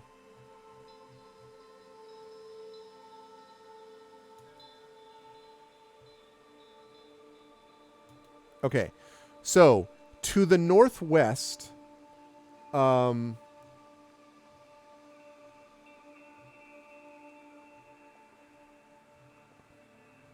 210 or 12. Okay, so we have 3 places that we could theoretically go, chat. I'm going to put this up as a poll, and then I'm going to go get the cup.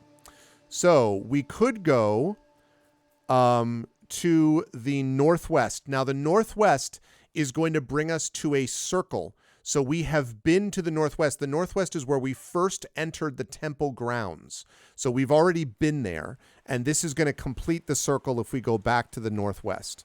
So we could go to the northwest, back to where we started. We could go back to the northeast where we just came from, or we can explore the chamber to the south. So $vote space 1 is to go northwest, back to where we started from at the beginning of the temple grounds. $space vote 2, $vote space 2 is to go back northeast where we just came from just now, and $vote space 3 is to explore the chamber to the south. So I'm going to get rid of the battle because we don't have a battle right now. Okay, and while people are voting, I'm going to go get the glass so I can show it to you. I will be right back, chat.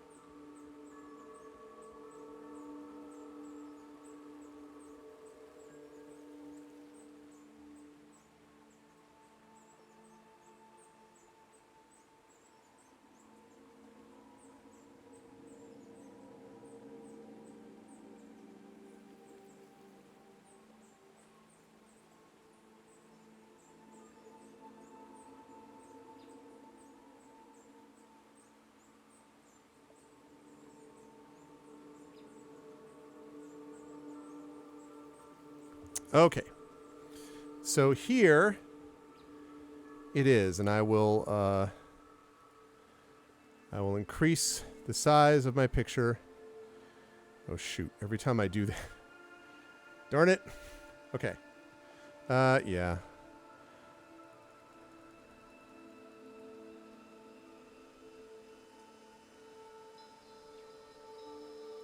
Here we go.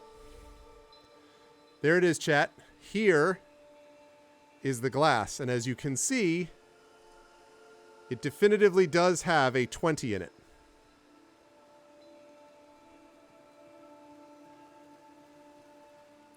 So you just hold it like this, right? So there you go. But it's very like the thing is like it said, like it goes into great detail. Like it's like don't put this in a dishwasher. Don't let your friends get it and break it. Like it's very much like so yeah. It creates this grip. So thank you very much for that, Drew. I appreciate that. Yeah, I hadn't either. I had not seen anything like it either, and I was just like. So yeah, so you holds the grip and then some D20 whiskey stones. So yeah. So my next, root beer mug, I have a root beer mug. I have 2 mugs basically. I have multiple mugs, but I have 2 glass mugs that I can use. This, and I have a large kind of like like you can frost the mug thing that I got from Trollware one time when I went down to Three Rivers. So thank you very much again for this, Drew. I appreciate it. I had no idea where it was from. So yeah, I know it's not a coffee mug. I know it's not a coffee mug. But this looks, it's not I don't think this is a wine glass though. I don't think it's a wine glass though. I feel like it's more like you don't call it a snifter, right? But like, wouldn't you put like brandy or something like in this? I mean, it's missing, or a tumbler, yeah, because it doesn't have the stem or anything like that at the bottom. I know it's not a coffee mug. Like a whiskey tumbler? Yeah. A stemless wine glass, huh? Oh, you did? Okay, hold on.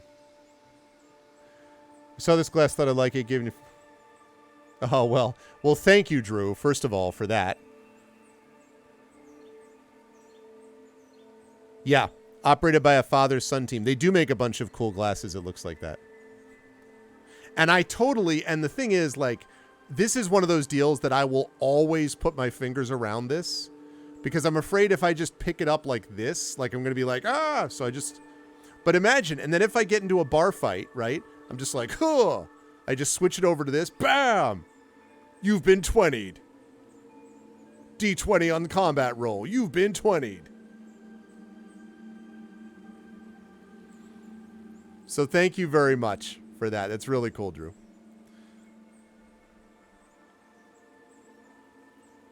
It is a stemless wine glass. Oh, okay. I don't know. I just, okay. That's cool. It just looked like something, like this is the kind of thing I would imagine that like you would put brandy in or whiskey or, I mean, what do I know though? But, or in my case, water or root beer or ginger ale. Something like that. No, not brandy.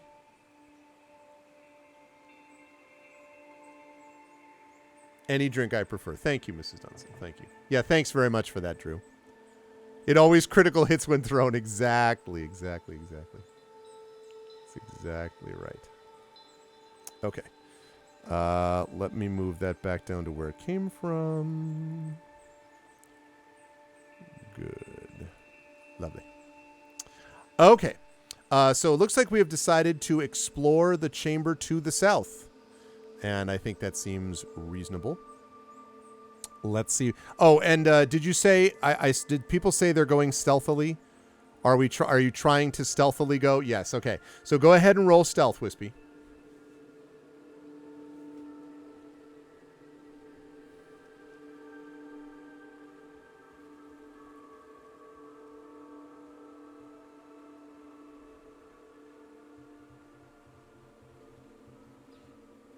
All right. Okay, so with certainly more grace and stealth than we did when we first came in here. So we proceed downwards. You approach a rugged-looking chamber within this temple fortress. Structural ruins are broken into pieces in many parts of this area. Now, this is interesting to me, and Emily in particular, I think, will find this of interest for reasons that, at the moment, only she and my wife know, basically.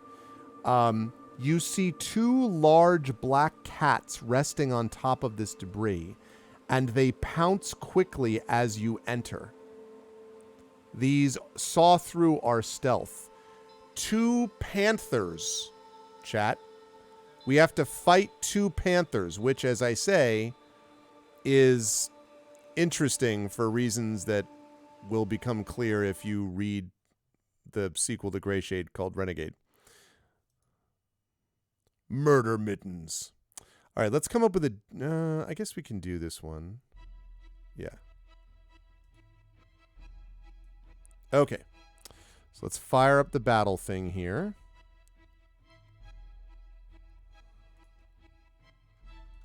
Okay. Battle, yes, right. Panther. No, sorry. Panther. Number 1. Panther. Number 2. Okay. And give me just a second here. All right, Wispy, while I'm doing this, if you could roll initiative for me, so that's going to be D20 plus 3. That would be lovely.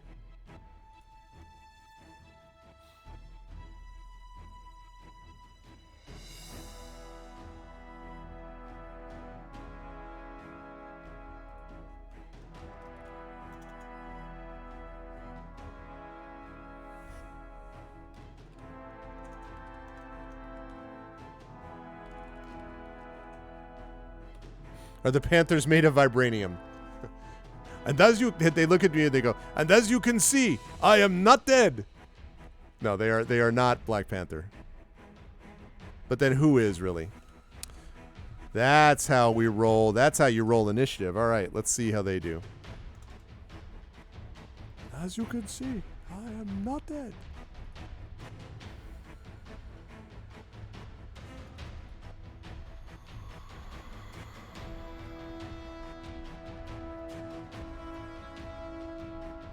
Okay. All right. So, okay, now we are going to get the chance to go first because of the better initiative roll this time. So we are going to get a chance to go first, which is nice. Now, there are 2 of these panthers. So we're going to have to think about how we want to do this, and I'm going to load up the question that I asked before. So let me load default into the unknown combat options. So here's what we've got. We have got the same ones that we had before, basically, chat. Let me call up polls.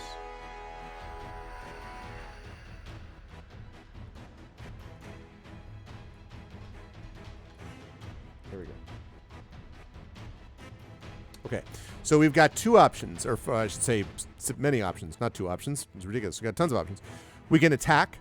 We can run. We can cast Vicious Mockery, unclear if that's going to work on a panther. Cast Tasha's Hideous Laughter, also unclear if that's going to work on a panther.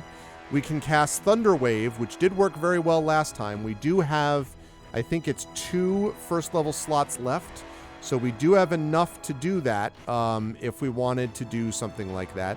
Or we could heal ourselves, although we've already healed. So basically the question is attack, run, Vicious Mockery, Tasha's Hideous Laughter, Thunder Wave. Hold Person is not going to work. Actually, I should take this off because Hold Person is not going to work on a panther.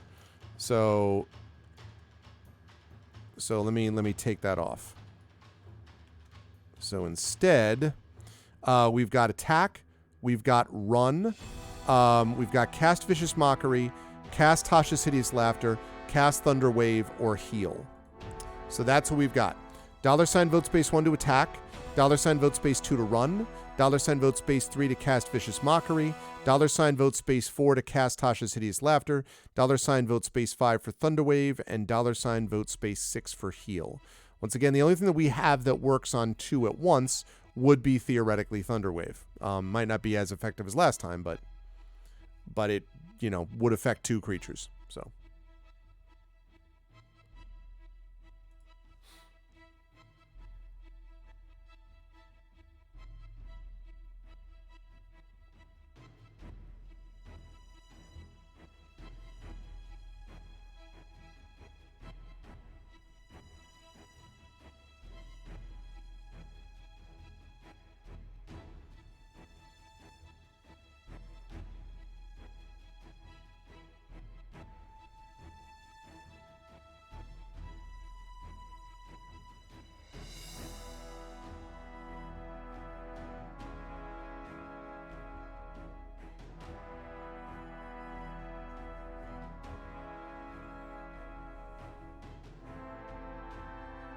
I'm a fan.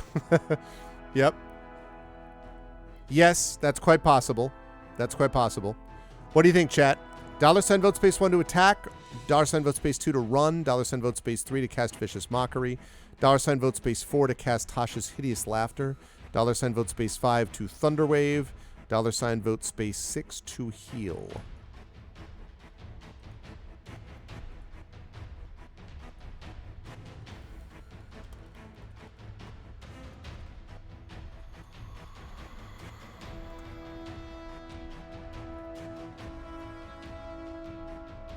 Yeah, Vicious Mockery, and also I will say Vicious Mockery will work on a Panther, but it is only a single target creature.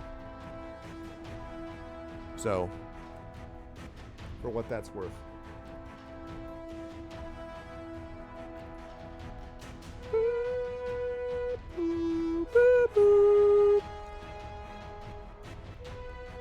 You think it's tough to last call? You all want to Thunderwave it? Okay, I'll last call.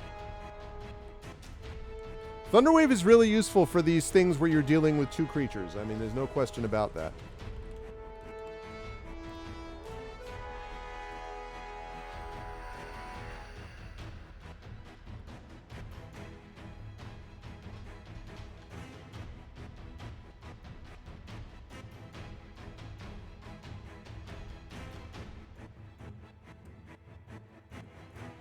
Okay.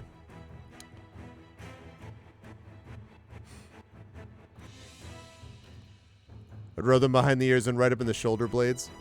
No Panther could resist me. Today, we actually we went to one of the largest used bookstores in the state of Connecticut, my daughter and I.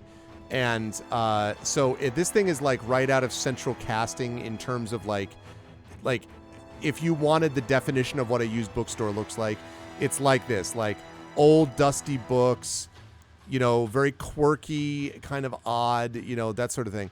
And like, of course, cats. So you walk in and we walk up to this like second floor of this one barn, like, which is one of the areas of their bookstore. And like, there's this cat, this very handsome gray striped cat that's just like, and we're like, oh, hi. And the cat's like, and we're like, we're just going to go over there, bear the books. And, and the cat's like, and then just gradually curls up. It was very cool. Yes, it is the book barn. It was the book barn. We traveled to it. I've never actually been to it, and it was big. The place is big. It's actually got 3 parts to it. Well, more parts, but 3 major parts. The book barn. Behind the book barn is a thing called Last Chapter, which is a small little shed with more books. Then it's got the haunted bookshop, which is allegedly haunted, which has more books. Then there's a bookmobile type of thing where they put some other books. Then there's the book barn downtown, which has all the science fiction and fantasy in it, and like also graphic novels and stuff. And then there is another place called Chapter 3, which has more cats and also more books with like Shakespeare and stuff like that. So, yeah.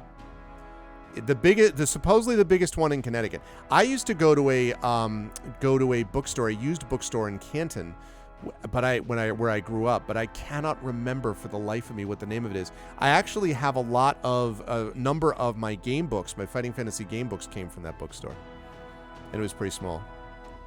Yes, It was a bookstore full of cats. So literally there was a cat in the book barn. There were 2 goats outside. I should have mentioned that, in a pen outside the book barn.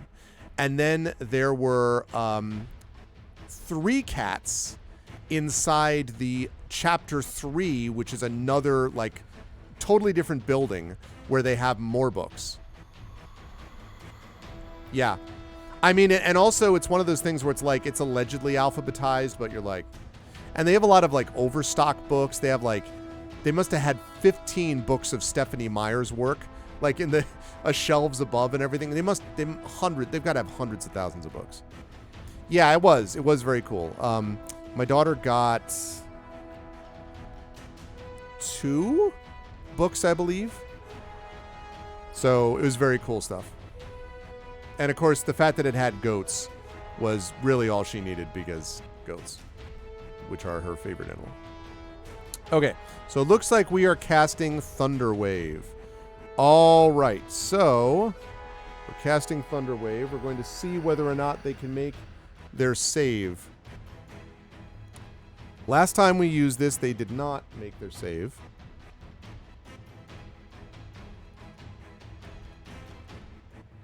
No, they do not make their save. So that is very good. So now I would like you, Wispy, please, to roll for me. I would like you to roll I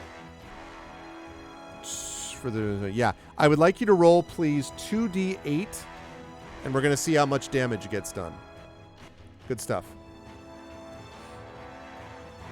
Oh, very cool, VTech. 6 plus 2 is 8. Okay, so this hurts them a lot.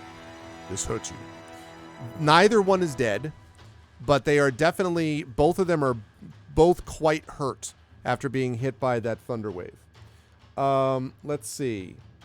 And they're automatically pushed 10 feet away. Unfortunately, because they're panthers, they're going to get back up to us. But nonetheless, that was definitely worth it. Okay, so now they're going to get up, and then they are going to... They're actually not knocked prone. They're just pushed away.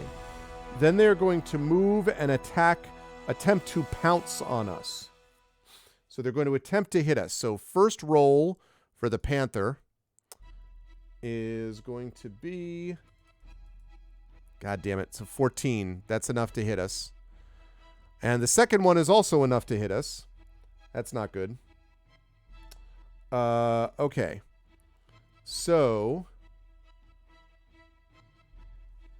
All right, so we're going to have to make 2 strength saving throws, which we'll do in a minute. First of all, we'll talk about damage here.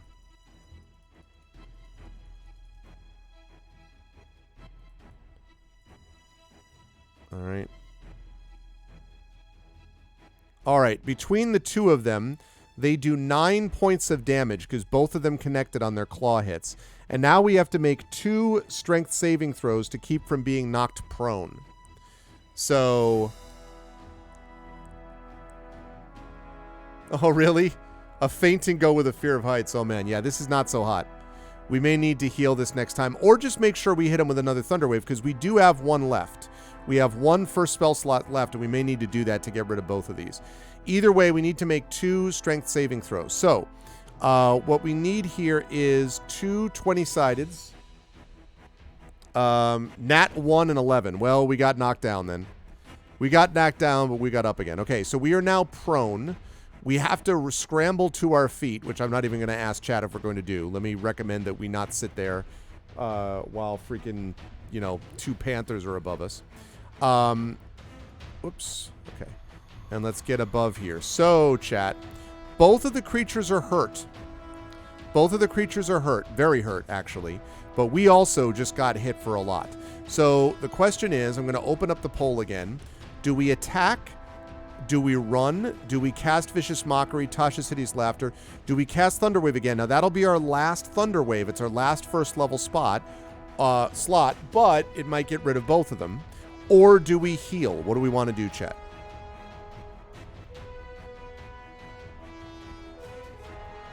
Yeah. The one goat that was outside, they had tossed their Christmas trees in the back. So one of the goat was really fat. The goat was quite well fed. And the other goat was busy, chewing away at the pine needles on the pine trees. Like, oh, okay. I guess that works out. So we either attack or we cast Thunderwave or we heal. Again, these both look quite hurt. Pretty much equally hurt because they got both hit by the same thing.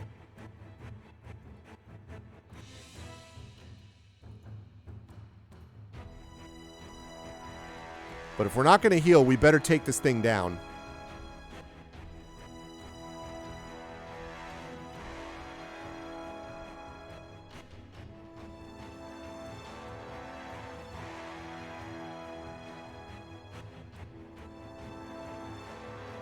All right, I can see the chat is unsure, or not unsure in a bad way, but I mean is like, thinking about it.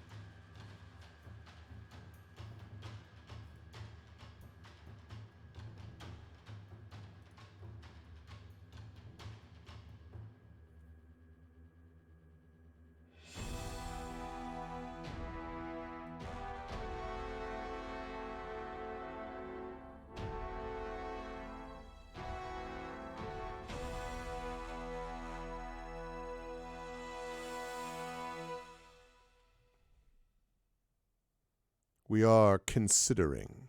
I'm going to last call this. Right now, we have 3 for attack, 2 for Vicious Mockery, and 2 for Thunderwave. And I don't blame you, chat. I'm not sure entirely what I would do here either. It's almost like Panthers are very effective in combat. And if you think that's true and you want to see more, you might want to consider picking up a certain book that rhymes with Blennablade, coming out later this year from a certain author whose Twitch name rhymes with Blarvin Blellerblon.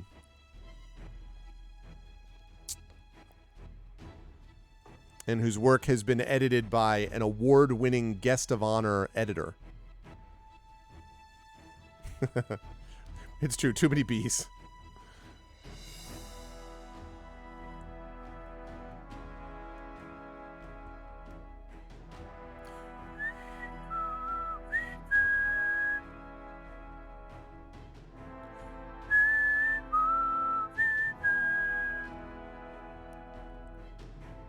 I don't get to be Blemley.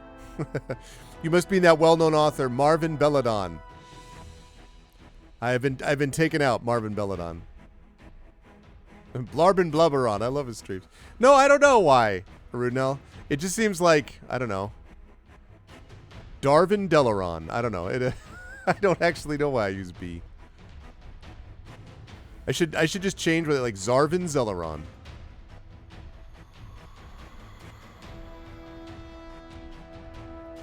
All right.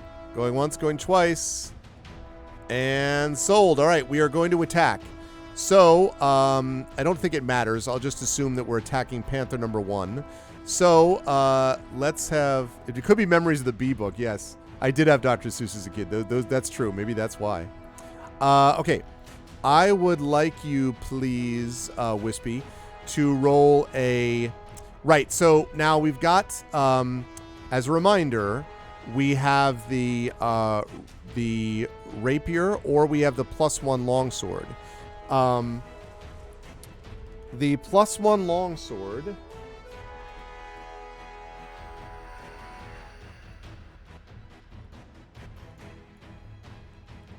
Okay. So here's the deal. The rapier does 1d8 damage plus our and it's a finesse weapon, so plus dex. So 1d8 plus 3. The longsword, because it uses melee damage, is using our strength. So the longsword would be 1d8 plus 0, but it's useful against magical creatures. Or creatures that can only be hit by magical weapons, I should say. Whereas the rapier, because it's finesse, is dex, which means 1d8 plus 3. So it makes more sense to use the rapier unless we think that these panthers are magical. They don't seem to be. So it seems more likely to use that it makes sense to use the rapier unless Chad has an objection. So with that said, I need you to roll a d20 plus 3 for our attack. And actually, we're proficient in it, so d20 plus 3 plus 2. So actually, plus 3 plus... So plus 5. So d20 plus 5, Wispy, is what we're looking at. d20 plus 5.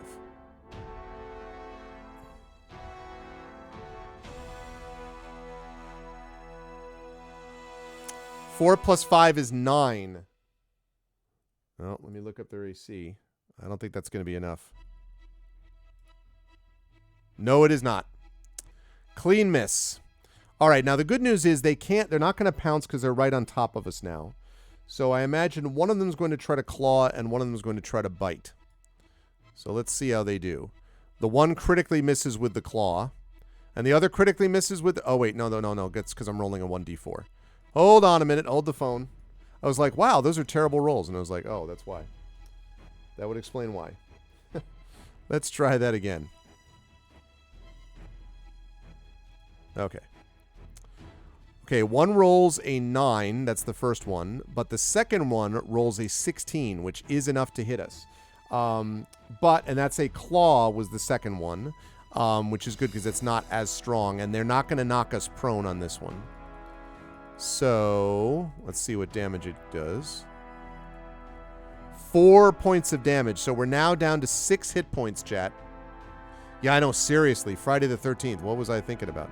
So we are currently sitting at 6 hit points. And these two are both, again, quite... They're still hurt, but we still have 2 of them that we're facing. So now what, chat? Same deal. Attack, run, cast Vicious Mockery, Tasha's Hideous Laughter, Thunder Wave, or heal. I'm telling you right now, we may not survive an attack from one of these things if it hits us. So either we take them both down, we make sure we take one of them down, or we heal on this one. So it's weighted towards the 1. It could very well be. So you know the drill. $ vote 1 for attack, 2 for run, 3 for Vicious Mockery, 4 for Tasha's Hideous Laughter, 5 for Thunder Wave, 6 for heal.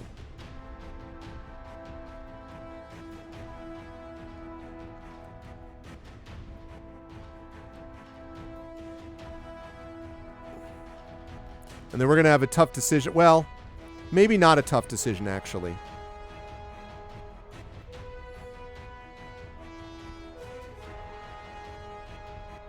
Because there's 2 ways we're going to be able to heal. But we'll talk about that when we get there.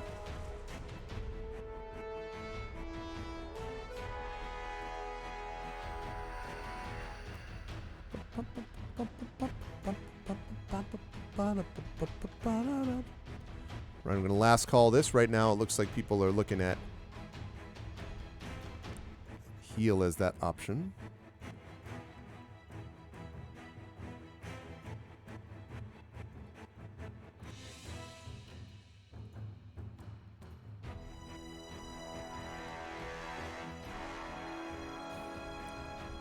All right. Going once. Going twice.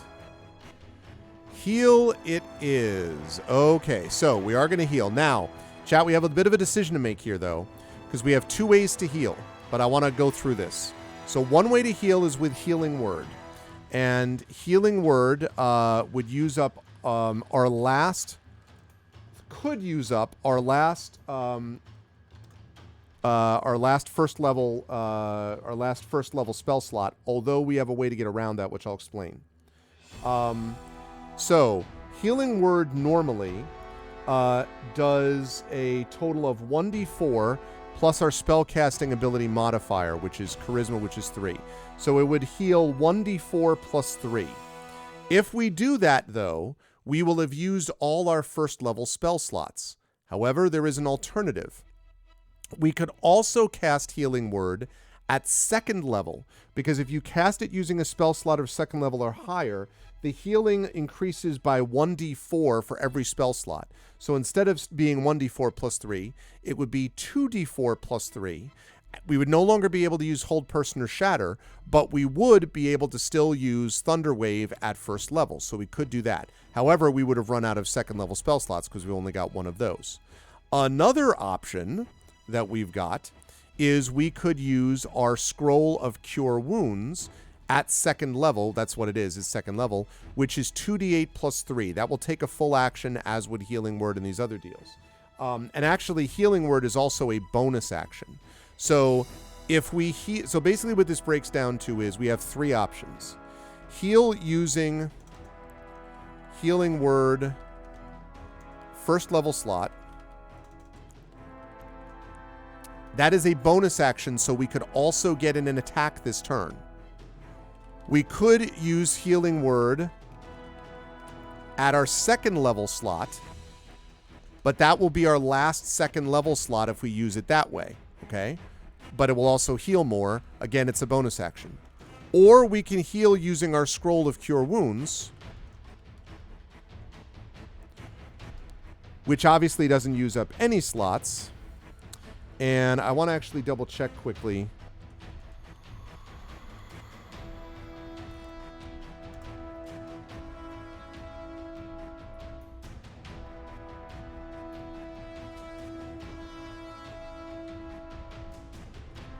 Okay, but it is an action to use it. That's what I thought.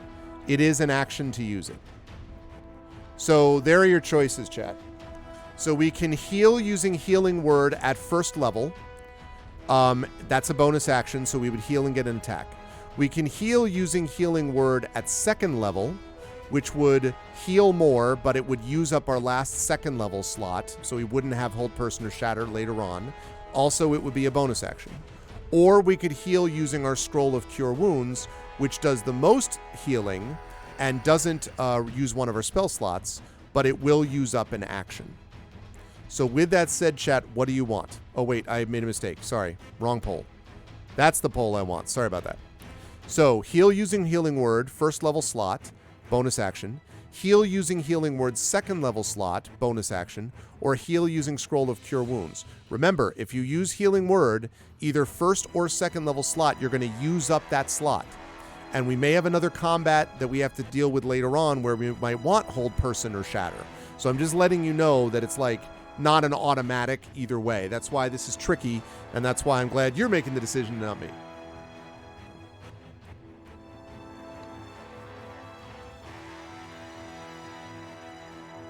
Two Panthers, man.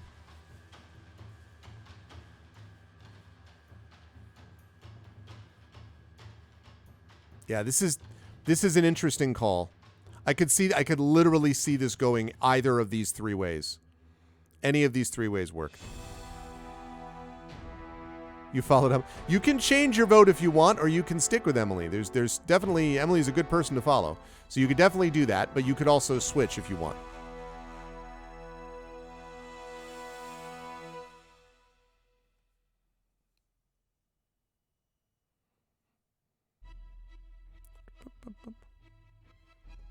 Yeah. And Arudnell, you know what it says to do if you lose? It's like, if you defeat the Panthers, then it gives you like, here's what you do next. If you lose to the Panthers, roll a new character. You're like, wow, okay. It's just like, this is like the Dark Souls of D&D first player, a single player game. It's just like, yeah, just roll a new character. Like, well, all right. It's just very casual about it. Like,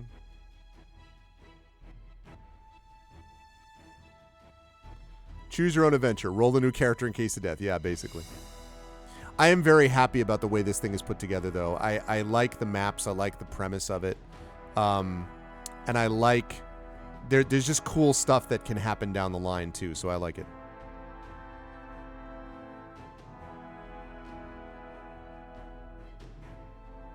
Okay. Last call, last call. Going once. Going twice. All right. So we're going to heal using Healing Word, second level slot. So what I would like you to do, Wispy, is I'd like you to roll 2d4 plus 3 is our healing modifier. Now, this is not plus 3 like it would be with like hit dice or whatever. This is just 2d4 plus 3 is going to be what we get. Sorry, Dragon. I already closed it down. 2d4 plus 3. Roll high. And the good news, it's a bonus action so that we can then actually use an action after that.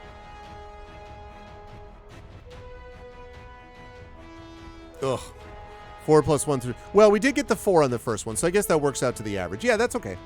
That actually is better than I thought. I misread what I saw. Okay, so we're up to 14. We're out of the yellow zone, according to Effect Life's method. Okay, so we've healed ourselves. Awesome. Now we have a chance, actually, chat, so we did a bonus action. So now we have a full action that we can actually use. So now we can do a full action here. So we can cast any of these except heal, unless, well, I guess I'll leave heal up there because we could technically heal using the Scroll of Cure Wounds. But for bonus action, we can't do any of these other Vicious Mockery. We can't do another, what we just did for Healing Word. We can't do that. So we have used up now all of our second spell slots, but we do have a first spell slot set left. So I'm going to open this up. So again, chat, 2 Panthers, both hurt. We are a little bit better than we were healing-wise, but we're still, you know, we also got damaged. So we could attack, we could run, we could cast Vicious Mockery on one of them, Tasha's Hideous Laughter on one of them, Thunder Wave on both of them. We can do that. That'll be our last first level spell, but we can do that. We cannot cast Hold Person, so actually don't vote for 6. I forgot that we can't cast Hold Person, or we could heal. So what would you like to do? I forgot that we can't cast Hold Person because we used up those slots.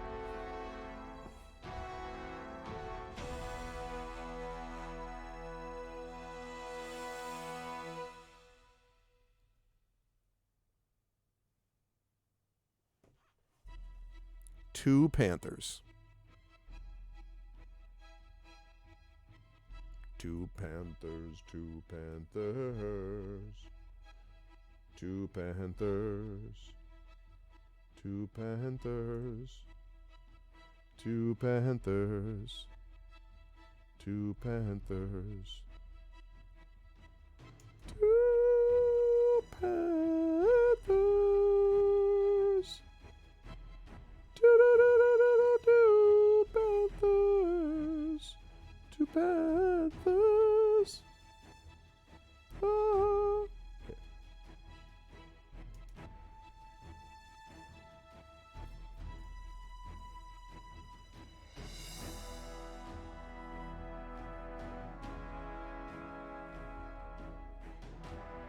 Yeah, re-roll the new character. Yeah. I mean, it's one of those things where it's like, yeah. And obviously, we'll have to think about, you know, what kind of options are available to us with slots and stuff like that. I mean, we do have another healing option that's still available to us, which might allow us to do so, you know. And also, we could also do a short rest that might get us some more healing, so we have some options. That was the second best song? What was the first best song, Emily? Jason, Friday the 13th. All right, let's last call this. It wasn't Ukash's song, was it?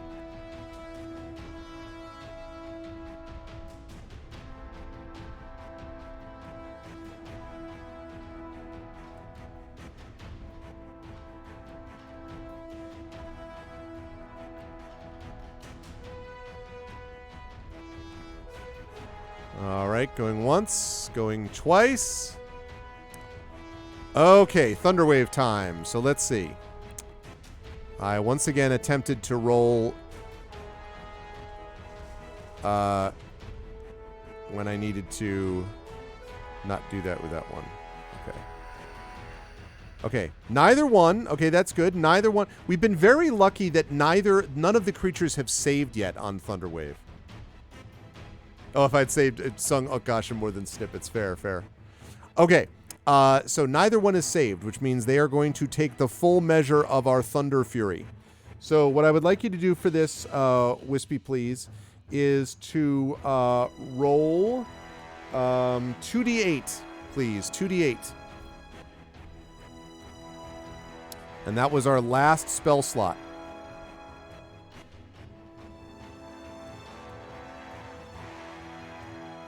We do have cantrips, of course. Yes, something besides 2.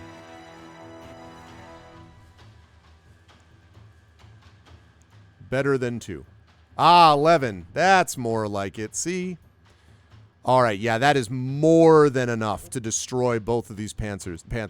They are thrown backwards, land on their back, and as the music again comes to an end, they are finally stopped. Oh, Triffitt's song was number 1. Oh, yes. That's, of course, naturally. Absolutely, that's a good point. Okay. Good timing that, again, we did this right at the end of the combat. Okay. So both Panthers are now dead. And here's what we need to know about that. Let me zoom up first of all.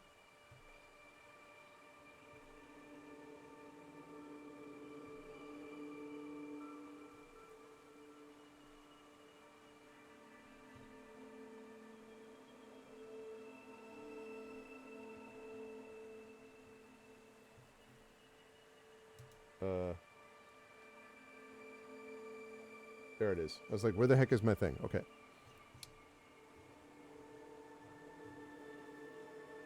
Right. Okay. So we have defeated the Panthers. Now, obviously, we are going to want to, the Thunder did not cook the meat, the metal version of this. Okay. So now the question is, what do we want to do with them? So there's obviously nothing to loot off of their bodies, unless we want to, cook the Panthers, which frankly I'm not going to permit. I'm going to veto. Can't be cooking Panthers on my watch. But we can, of course, look at the overall area. So we can search and then rest if you want to do that. Skin. We're not skinning the I call shenanigans. I can't, Wispy, for reasons that you might know if you read Renegade, the sequel to Greyshade. I cannot allow Panthers to be skinned. It is an ex-Panther. This Panther is no more. It is join the choir invisibule. It's an ex-Panther. Man, Dragon Spear, wow. Okay, so we can search the area, or we can rest, or we can leave. And we'll be able to rest after we search, by the way. So we can search, rest, or leave. I'll just throw that up there as a quick poll. Again, you will be able to do one before the other. So you can search and then rest and then leave or whatever. So that's fine. But this is just what we're doing first. Search, rest, or leave.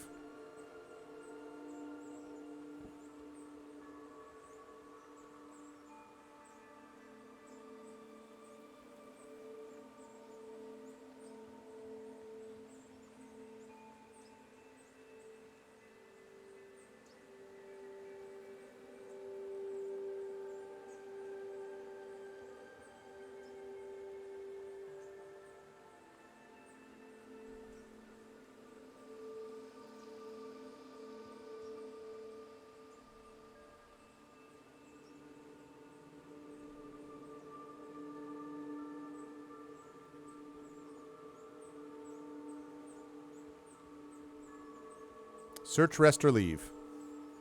And again, we can do one and then the other.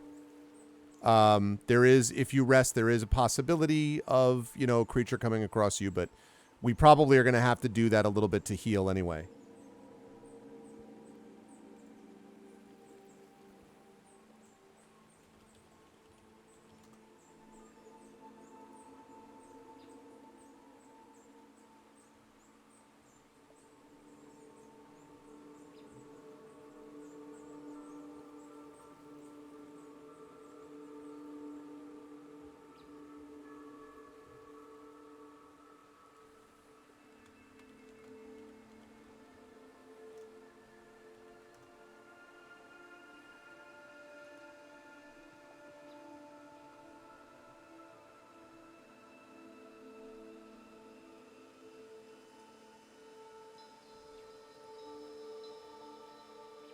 Okay. Don't forget to use my D30. All right, last call. We do need someone to break this tie, chat. We've got 2 for search and 2 for rest. So we do need someone to break this tie, please.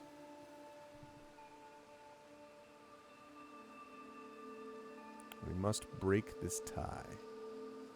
We must break them.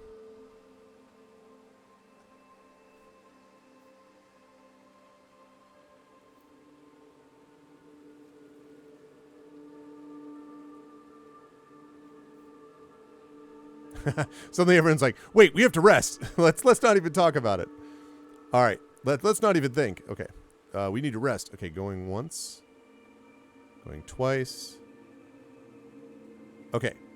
Rest it is. Okay, so we're going to rest. Now, I'm not going to give the... so here's the thing. Here's the way that it works in this system. If we do a long rest, we have to roll 3 times for wandering monsters. If we do a short rest, we only have to roll once. We cannot get spell slots back on a short rest. We can only get it back on a long rest. However, my suggestion, chat, you can do what you like, but I think a long rest here is dangerous because you have... How many times have we used Thunderwave as an example? There are going to be a lot of creatures that are going to be wandering this area, and we cannot handle multiple groups of wandering monsters at the same time as a single person. So my recommendation would be, if we're going to rest, we do a short rest, not a long rest. But I will leave it open to chat about what you would prefer to do. So very simple single poll. $ vote space 1 is a short rest. $ vote space 2 is a long rest. And again, I'm only recommending it because I'm just thinking about the amount of, like, you know, as a single character, you know. Also, we get to use, don't forget, by the way, when we rest, we can use our Song of Rest, so we get 1d6 extra hit points during our short rest. So that is a benefit to us, because we'll be able to get our typical short hit dice thing, plus we'll also be able to get... we'll be able to get an additional 1d6.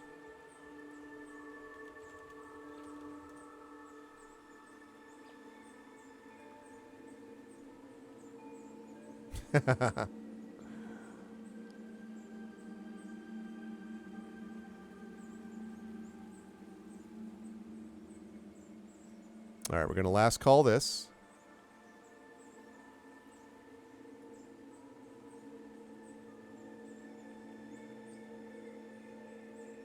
Going once. Going twice. Okay. So we're going to do a short rest. Okay, so we're going to have to roll once for wandering monsters. I'll do that in a second. While I'm doing that, though, Wispy, I would rest stealthily. So the way this works is, I assume we want to use our Song of Rest. I can't imagine anyone would not want us to use our Song of Rest. So what that means is we're going to roll 1d. We have 2 hit dice, and we have an extra 1d6, and we add 2. Now we are currently down 11 points, right? So the law of averages tells you you're going to get 2 points anyway. So we have to get 9 points out of 1d8 plus 1d6. The average on 1d8 plus 1d6, if I'm doing my math correct, should be 4 plus 3. So like that would be somewhere around there, would be about 7. So we should get close anyway. But we could use both hit dice if you prefer, in which case we would roll 2d8 plus 1d6 plus 2, which would almost certainly max us out. So very simple single poll. Do we use 1 hit die or do we use 2 hit dice? $ vote space 1 is 1 hit die. $ vote space 2 is 2 hit dice. We have 2 that we can use.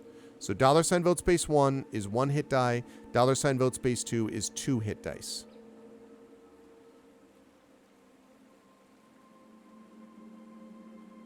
And we're down 9. And we're going to add the 1d6. So, we're down 11.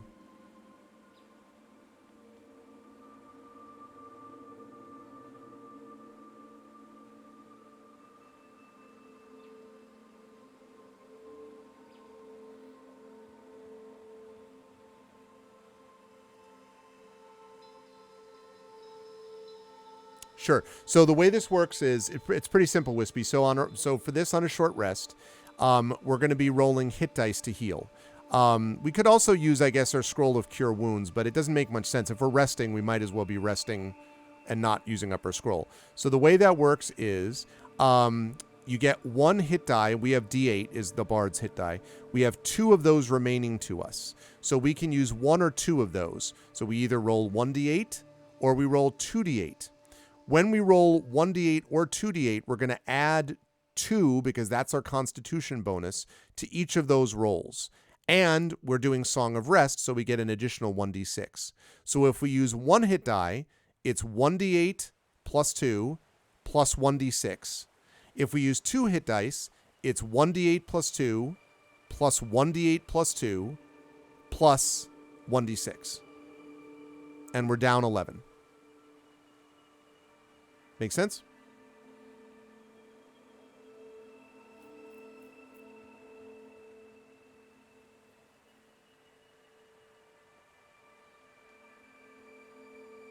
We get the hit dice back on a long rest.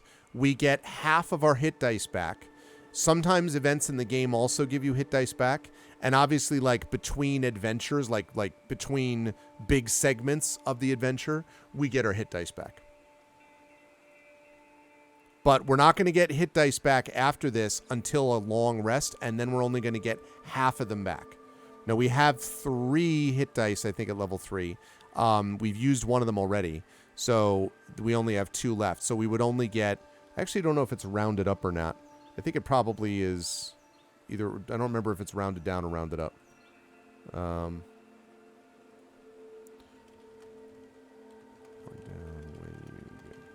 going to look that up, actually.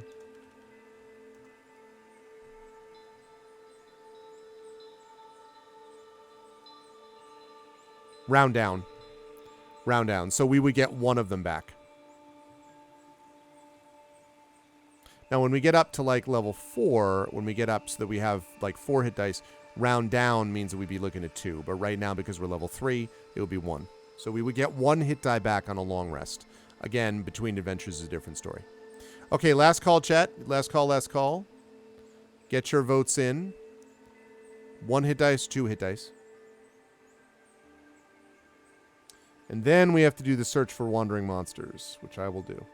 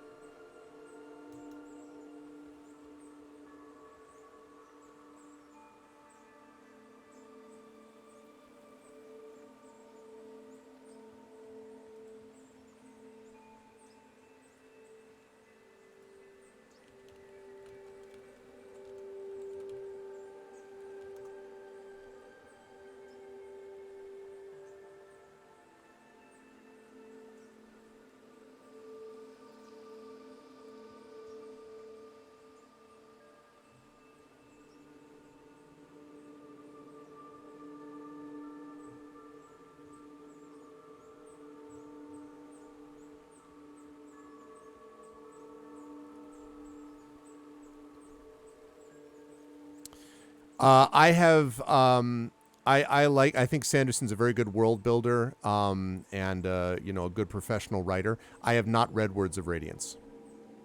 I have read Sanderson's. I've read 2 or 3 of his Mistborn books. I've taught one of them actually, and I've read Warbreaker by Brandon Sanderson and a few short stories. But I have not read Words of Radiance.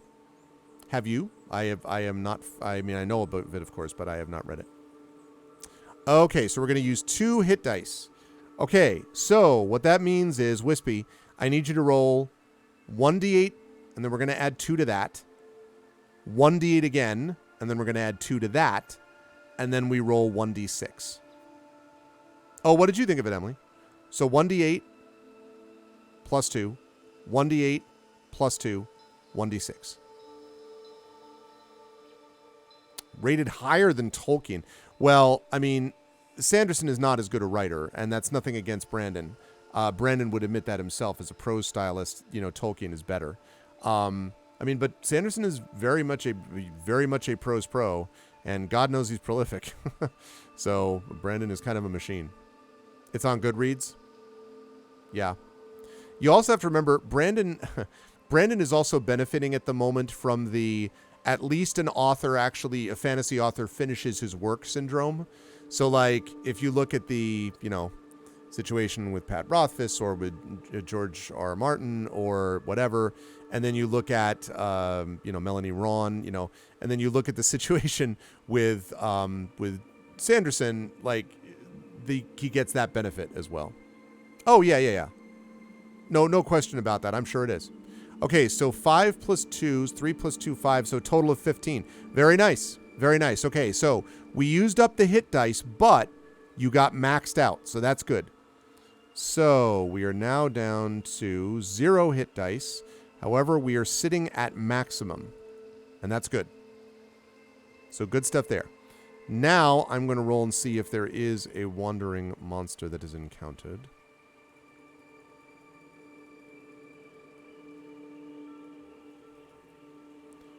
There is not a wandering monster that is encountered. That is good. So we wait about an hour, and we're all good. So what that leaves us is a very simple question, chat, which is, and I will open up this poll, do we search the area now, or do we leave? Search or leave. $ vote space 1 is search. $ vote space 2 is leave. $ vote space 1 is search. $ vote space 2 is leave.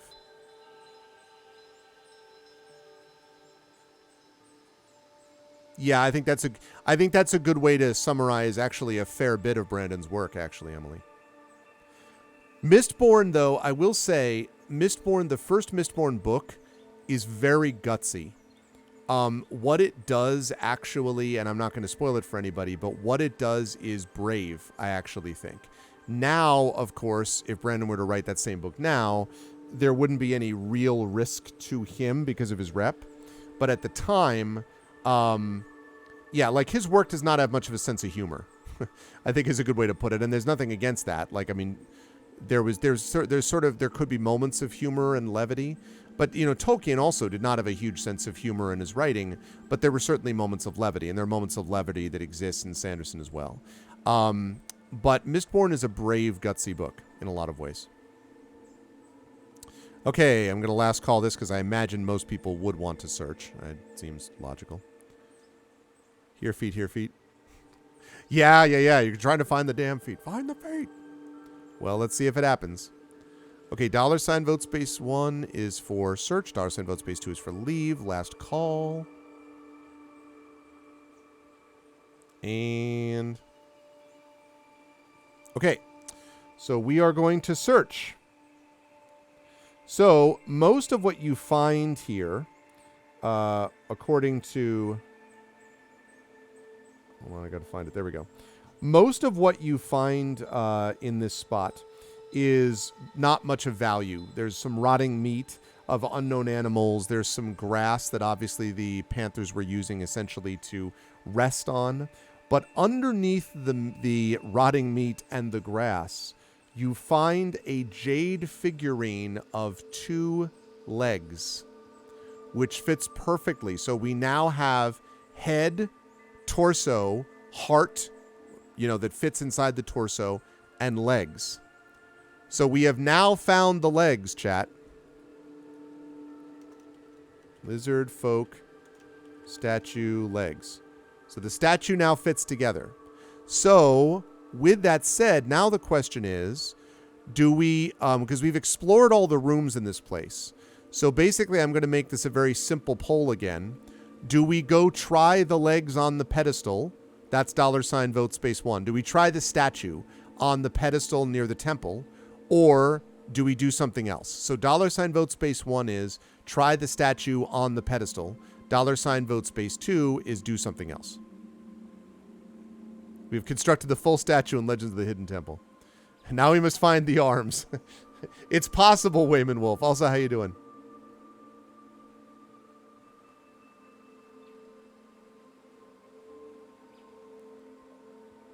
Yeah. That's interesting. Emily, yeah. That's interesting. I could see that. We got the feet. We got the feet. We got the feet. Oh, wait. Hold on. Hold on.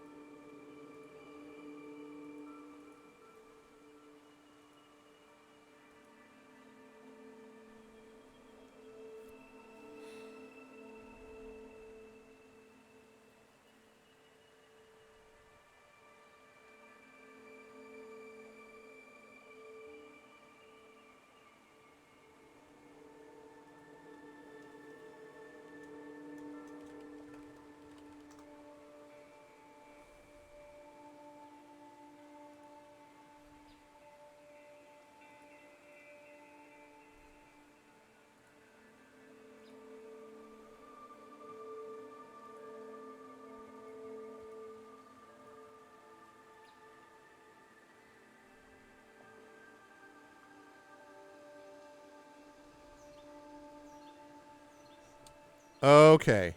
Should be back. Should be back. Please refresh. Should be back. Yeah. I don't know. That was just started dropping frames. The server, the New York server, I think, went down. So I just switched to Ashburn, and we're back. Okay. I blame Elon. Yeah. that seems reasonable. Okay, so I'm going to close this poll because the good news, this is one of the reasons, by the way, why I locally record, because it means that right now what that probably means is that Twitch has now got sitting there 2 separate parts for the VOD, which is annoying. But on this one, I've obviously got my one single video because I never stopped recording. I just had to switch up the stream, so it'll look good on the YouTube. Okay, so we have decided to go try the statue. So we are going to zip back around to where we were. I'm not going to bother to you know, move us through all that. We know how that all works until we get to this. So let me switch this up back to that area. Yes, okay. So here we are. Okay, so this is the temple in the center of the island. And in the center of the island here, this is where, as I mentioned before, there is a temple supported by 4 massive stone beams that hold up a large roof. And under it is an altar with nothing on it. In front is a single wooden kneeler, like a wooden bench, right? And then there is a stone pedestal, a small column about 3 feet high and a foot in diameter, and the top is flat except for a few small indents. It seems there is an imprint of 2 webbed feet on the top, and since chat has already told me that it would like to do this, that it would like to actually try this on this, I will assume that we do that. As you notice the webbed feet indent in the pedestal, ooh, and I actually have another picture of this. Ooh, I didn't see this before. Ooh, I missed this. Okay, hold on, chat. Let me show you this other picture. This is kind of cool. Yeah, I did not see this.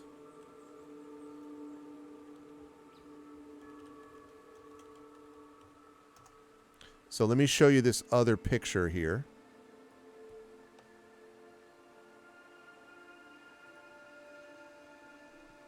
Is what custom made? What do you mean, VTech?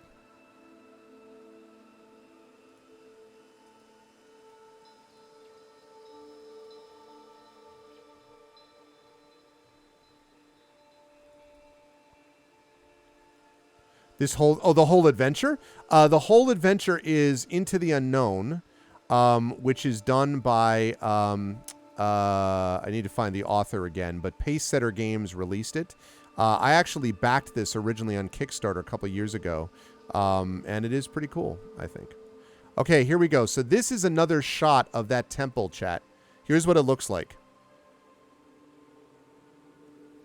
which I think is pretty cool. Yeah, it's written by Ben Barsh. That's right. Ben Barsh. And then there was a group of interior art, cartography, layout, you know, and other stuff. But Ben Barsh is the name of the guy. But he was a big choose-your-own-adventure guy. So that's pretty slick, right? That shows you, by the way, the distance between the temple and this other stuff, right? Like, it isn't just like, oh, you know, you just jump over the river. Like, it's it's like total, like, Indiana Jones. Yes, yes. Very much so. Ben Barsh. His real name is A.N. Arsh, but it's Ben Barsh. Yeah, I know. It does sound like one of my made-up names. That's funny. Okay. Right. So actually, I think I'll just leave that temple picture up there. I think that does the job for the moment. Okay. As you notice the webbed feet indent in the pedestal, you pull out the 4 pieces of the figurine you found during your adventure in the ruins. As you put the pieces back together, you notice that they magically fuse.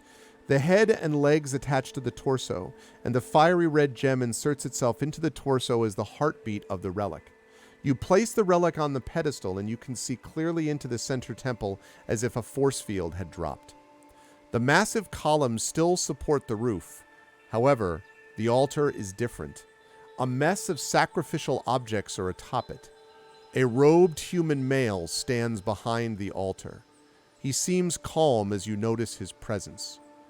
He calls out, "The day of reckoning soon comes to pass. Your feeble attempt to stop Azaketh and the unseen will prove futile. I am Gornir, the savage, and I will make this swift." And that's our show. No, I'm just kidding. I'm just joking. We'll fight him. Well, chat, the time has come to fight Gornir, the savage. Let's see if we can come up with some different music for this.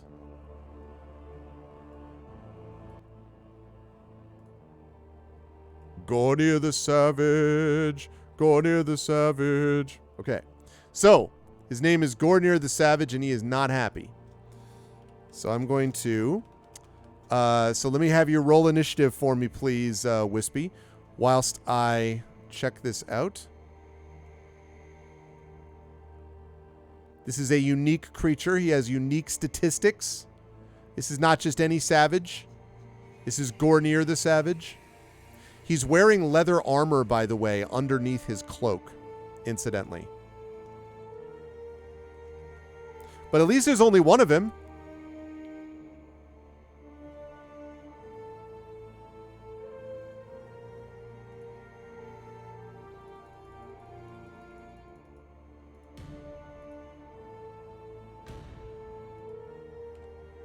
$13, okay.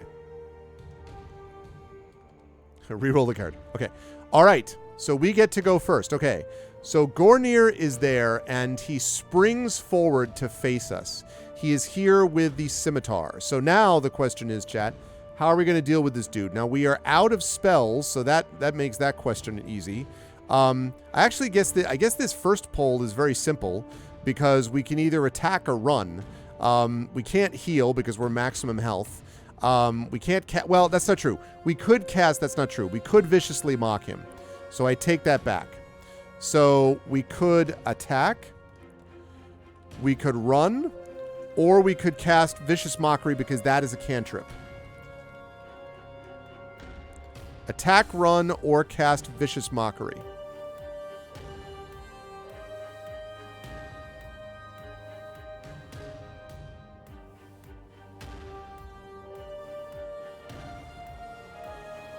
What do we think, chat? So go ahead and get your votes in now. $ vote space 1 is attack. $ vote space 2 is run. $ vote space 3 is Vicious Mockery. And in case you're curious about said Vicious Mockery, I can tell you that Vicious Mockery takes an action. Creature you can see that can near you within range, you basically insult them a bunch. They have to make a wisdom saving throw, so take that into account, whether this is a creature that will be able to make that a good one or not. Or they take 1d4 psychic damage, and they have disadvantage on the next attack roll it makes before the end of its next turn. So if it succeeds, it does damage and gives him disadvantage. But if it doesn't succeed, then it's just a clean miss.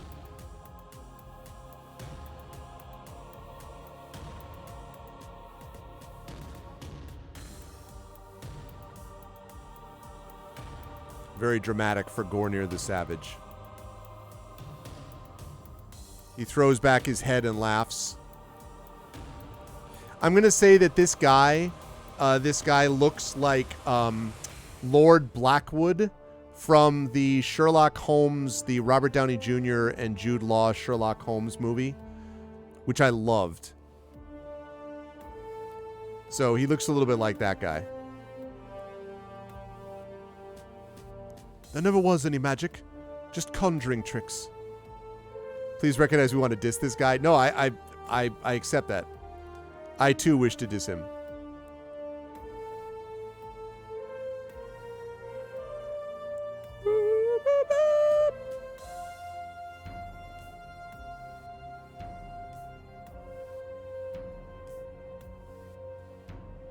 Oh crap. Okay, good. For a minute there, I lost all my windows. I'm like, ah!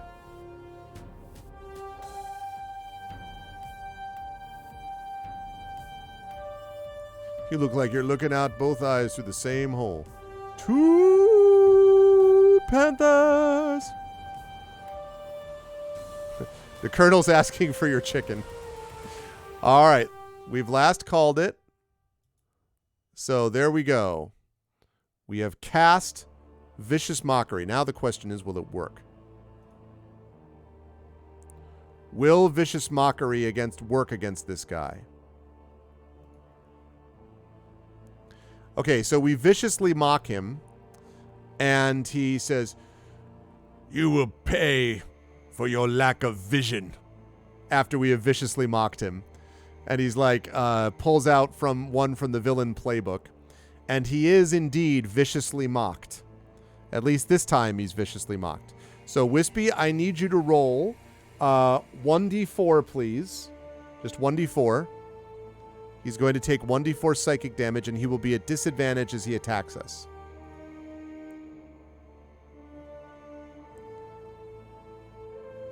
Yeah, I mean, the only problem with using Vicious Mockery is that A, if he makes the save, then none of it works. And B, it only does 1d4 as opposed to our regular attacks, which we get to attack with, and we do more damage on them. So that's all. But other than that, like, it does, as long as we keep hitting with it, then it works, but there's no guarantee that it will. Okay. 3. All right. So we hit him for psychic damage, and he is at disadvantage. So he will roll against us.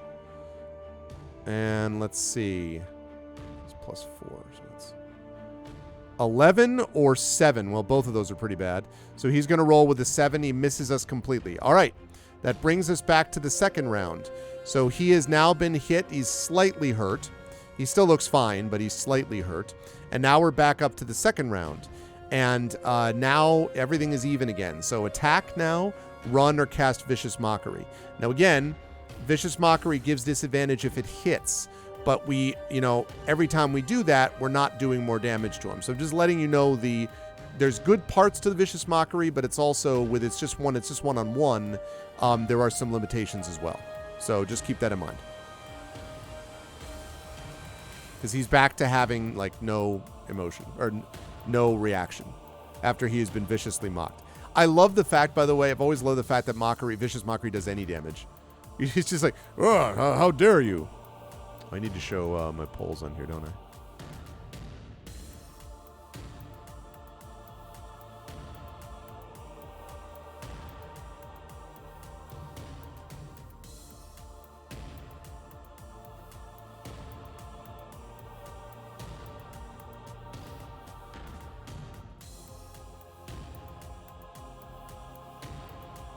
Mockery does hurt feelings, yes. I just love the idea that it actually literally could potentially destroy someone eventually. Like, you could be viciously mocked.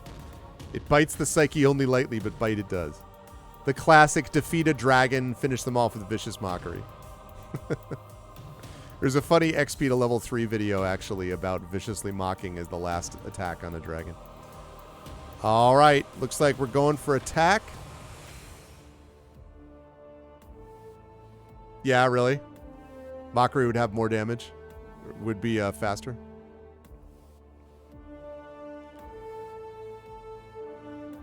All right. We have indeed my Bard Grace. That's true. That's true.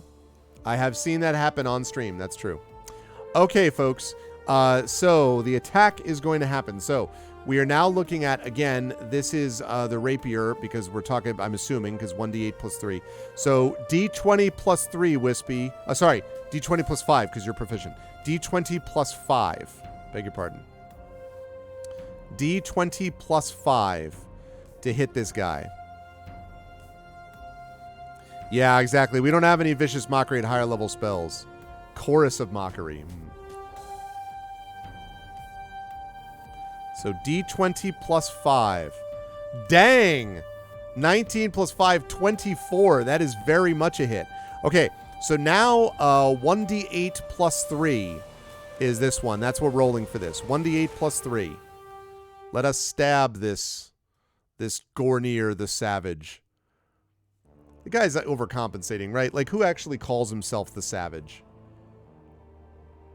It's like calling yourself, like, Bob the Badass. Like, I mean...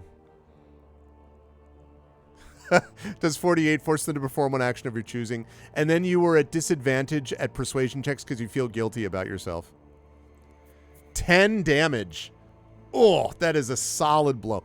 We just, like, freaking pierce direct. He's like, oh, staggers back. You filth. And he will now attempt to attack us with his scimitar. And he's going to get a 14. That will be enough to hit us.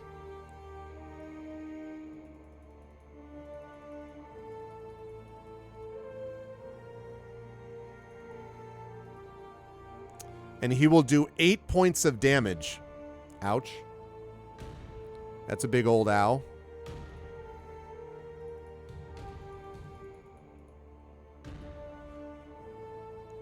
Yeah. Awkward, but I suggested this name. Okay. That brings us up, back up to the top. So, he looks very hurt now after that massive blow plus the Vicious Mockery. So Vicious Mockery first and then this. So he looks quite hurt. So now what are we doing, chat? Attack, run, or cast Vicious Mockery? I'm not going to put heal up there as an option yet because the only way we could heal is using our Scroll of Cure Wounds. And he would have a hard time. Yeah, I mean, like, and he would not, he's not going to be able to do 17 points of damage on a single attack. That would be an impressive attack, but he's not that strong. Although he is savage. Gornir, the Savage.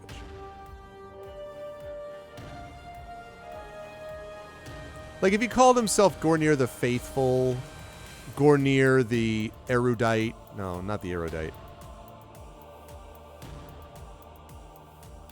Gornir the Enlightened. I could see that. But the Savage? Gornir the Gory?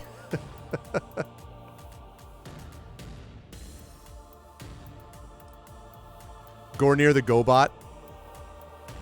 Oswald the Overcompensating? The Constipated? Oh no. Gornir the Gruesome. Gornir the Greenhorn. Wait. Gornir the Green Thumb. No, not that one. Gornir the Grievance. That's what he really is. This guy is toxic white masculinity in 2023. I am Gornir the Grievance. No one ever thinks of me. Oh, man. Gornir the Gaudy, yeah. Or just like, you know, Gornir the Great. Like, if he just wanted to really, you know. Gornir the Goober. Gornir the Ghastly. Or Gornir the Gassy, which is a whole different thing. Gornir the Gangsta. Oh, by the way, chat, I don't know if you heard, I read this somewhere that the number one song on your birthday in when you were 23 years old, so on your 23rd birthday, the number one song on your 23rd birthday is How 2023 Is Going to Go For You. So I did that. My song was Coolio's Gangsta's Paradise. I'll admit to being a little worried. Like, I don't know what that means. Gornier the generic. We've been spending most our lives. You know that's fishing to get your birthday? Well, I looked it up on Google. Like it wasn't responding to an email. I just saw it on Twitter or something. And then I looked it up on Google on a different computer actually. I hadn't really thought about that. No. I didn't post an answer. I just looked it up. No, I know I wouldn't do that. Yeah.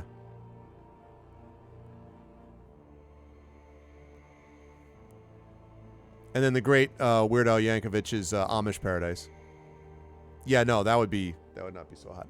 Okay, so looks like, chat, we are going with the attack. All right, Wispy, bring this guy down. Bring Gornier the generic down. So again, we are looking at D20 plus 5. Let's bring this guy down. Also, we've had good initiative rolls today. I think the first one we had one less initiative, but against the cultists, but against the Panthers and this guy, we've had initiative benefits. Yeah, I mean, that's true, actually. I hadn't thought about that, but that's true. 21. Listen, Wispy was having, the dice were not falling in your favor at first, but now.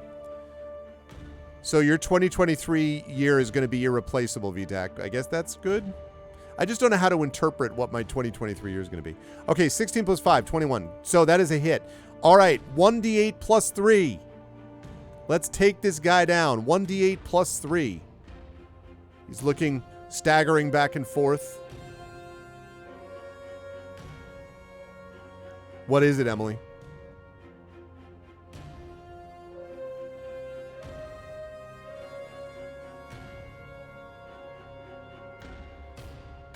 Oh, interesting. Feels so smooth. 11 points of damage. I am here to tell you, chat, that Gornier the Savage, we just leap forward and freaking pierce him straight through the chest. He's like, you will not defeat Gornier the Savage. As we obliterate this guy. And he falls back to the ground and says, Hail Hydra. No, he says, Azakets will be done. And falls silent. We have defeated Gornier the Savage. Or in this case, Gornier the Sucky. That was a good combat. That was a quality combat, I'm here to tell you. Okay. That was good stuff. I will tell you, by the way, that he had 17 hit points and we took him down. So that was good stuff. Okay. So, okay. Approaching his body, we find that he is the same person who was in the lizard folk den not long ago. You may remember that when we came across the lizard folk den, that he was actually there, or something was there, some robed figure was there, and this is actually the same guy that we originally saw. So now the question is, there's nothing on his body other than his scimitar, which is not very impressive, honestly. However, we do have the temple, which is open and available to us. So, quick question, chat, quick poll, I guess I would say, which is, I imagine I know how this is going to go, but just in case. $ vote space 1, we search the center temple. $ vote space 2, we don't search the temple. So $ vote space 1, we search the center temple. $ vote space 2, we don't.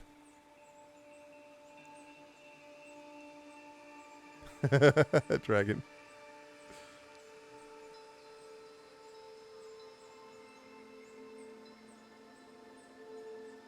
Yeah.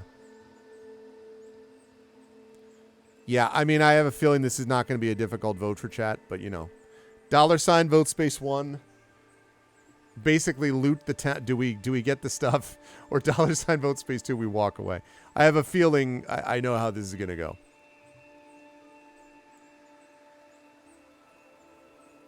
Ah.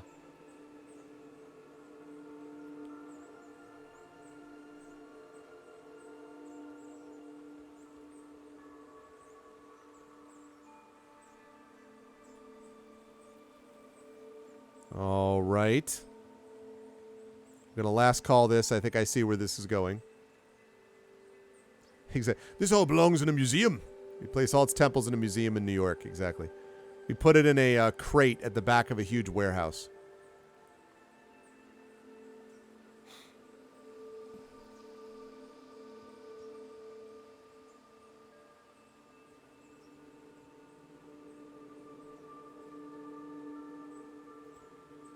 All right. So we have decided to loot. I cannot be surprised. So, searching the center temple, we find actually a great deal. So here's what we find. First of all, we find 28 gold pieces. So we're now up to 89. 89 gold pieces.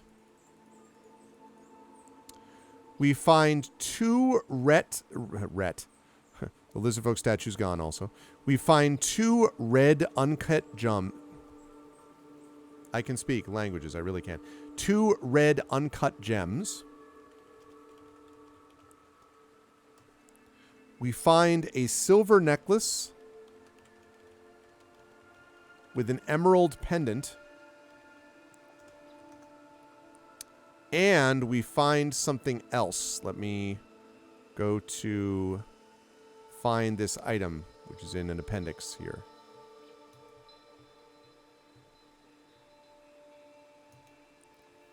Aha. Okay. Now, this is an item. Now, normally we wouldn't know about this, but since it gives us this information, because there's no real way to do this otherwise, so it does give us this information. We also get the gloves. Check this out. Sorry. Where's my pulse thing? There we go. Gloves of savagery. So these are basically dark leather gloves with red lines up the seams. And what it gives us is the ability to channel the innate inner savagery of the god Azaketh. Now, this item does require attunement, but we will have a chance to attune ourselves between adventures.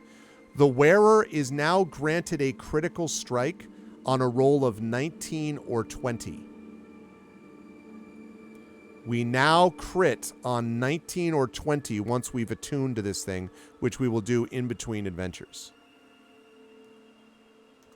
It's a new magical item made for this adventure, and it is called the Gloves of Savagery.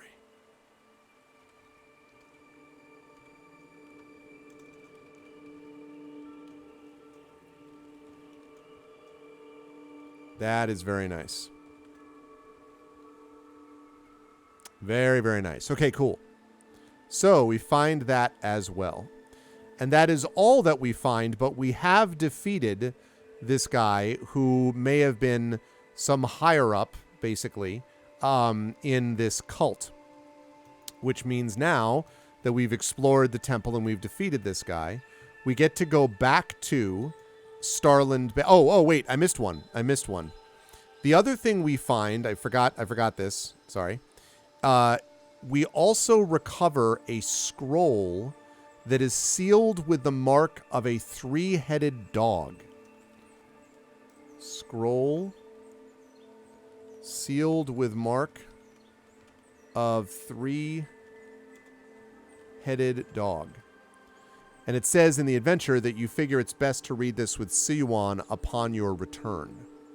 So it says when you're ready, you may return to Starland Bay by proceeding to Chapter 10. So we are going to do that. We're going to proceed back to Chapter 10 before we get ready to close up shop here. So let's see what happens in Chapter 10.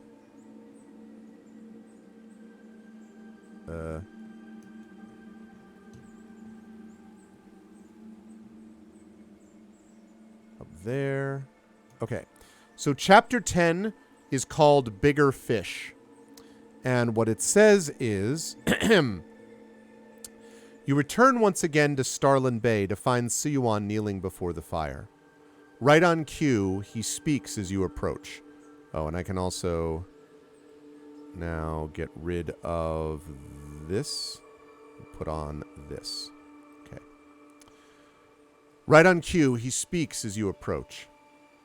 Tell me what you have seen, and I will tell you what the spirits have told me. You begin to recount your exploration within the ruins of Azaketh. It seems the cult of Azaketh was provoking the lizard folk as a means to an end in the worship of their savage god. You also remove the 3-headed dog seal on the scroll you found from Gornir. It reads, Gornir, it is all coming together. My plans are in motion to truly begin conquering the land. Their sacrifice gives us the power we need to begin a new era of humanity for the Father.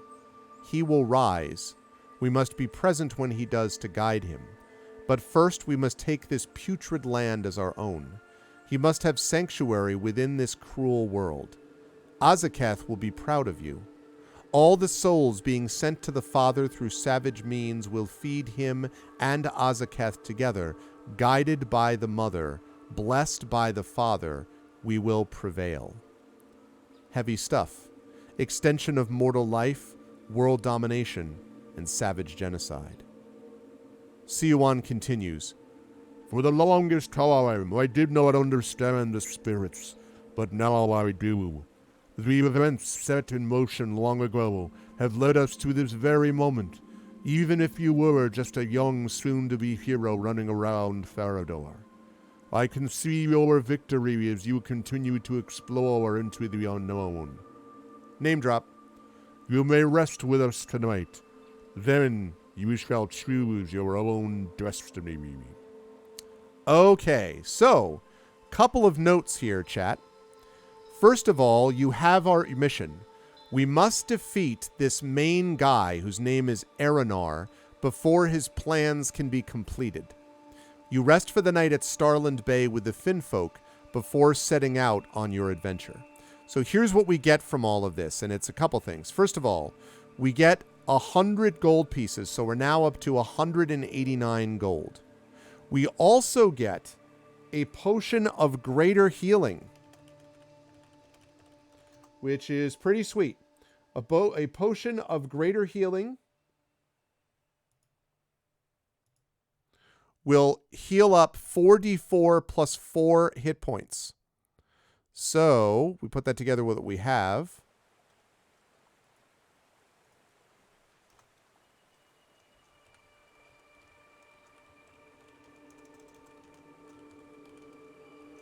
$4d4 plus 4. So that's pretty sweet. The scroll is now gone because we read it. So we get that too. It's a reverse magic missile. Okay. Big cash money. We also, dun dun dun dun, level up to level 4. Level 4. Level 4. We are level 4. Level 4, baby. So we are level 4. So we're going to level ourselves up at the end of this, but we'll talk about that in a minute. Now, before we face Aranar, we are given a choice. We can do a side quest to build up our character further, because we may get powers that may aid us in a fight against the Dark Sorcerer. Or we can proceed to Stormview Manor to face Aranar. So what that means is, chat, we have the following options available to us. We can either do one of these 3 side quests, or and it literally calls it that, or we can proceed to Stormview Manor to face Aranar. And that's the grand finale, as it says. So here are our 3 side quest choices, and then I want you to choose among all 4. Choice number 1, that we are told about, is called the Forest Glade of Athena. We have been summoned by the great ranger Gadrit. He has called you in particular to travel to his cottage for a very special quest regarding an abandoned shrine to the goddess Athena. What dangers lie within the glade? So we could do that quest. The second quest is the Crypt of King Dalrin. Reports of the undead rising have surfaced from the Divine District in Mackendire. Is this a cry from a confused commoner or a portent of darker forces? Find out by exploring the Crypt of King Dalrin. So we have that one. And the last one is called Eastwatch. The long-abandoned Eastwatch guard tower is active once more. Commoners of Mistwood have seen creatures of the night moving in and out of the tower. Travel to the classic town of Mistwood to save the citizens of the realm from what lurks to the east. So, chat, we have, again, 4 choices, basically. We can travel to the Forest Glade of Athena.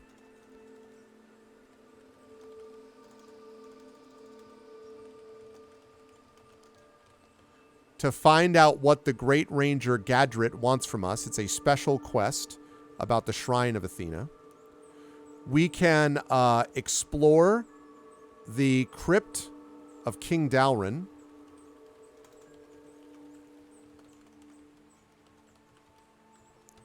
Or we can travel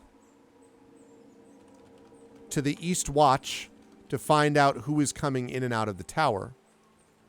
Or we can travel directly to Stormview to face Eridar. What do you think, chat? All right, sounds good. Sleep well, Rising Ties. I will talk to you quite soon, actually. Sleep well. Thank you, sir. So do we travel to the Forest Glade of Athena? Do we explore the Crypt of King Dalrin? Do we travel to the Eastwatch? Or do we travel directly to Stormview to face Eridar? $vote space 1 is the Forest Glade. $vote space 2 is explore the Crypt. $vote space 3 is travel to the Eastwatch. And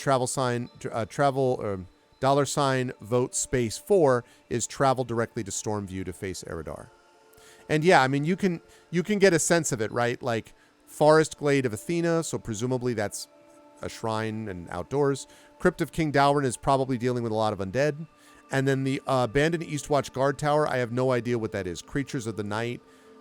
Is that werewolves? Is that... I don't know what that means. But that could also be possibly something we could manage. So just have to think that all together.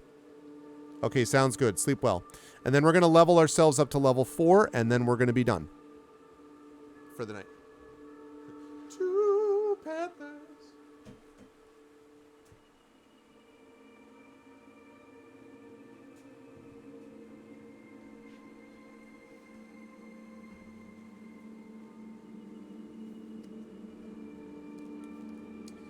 Okay.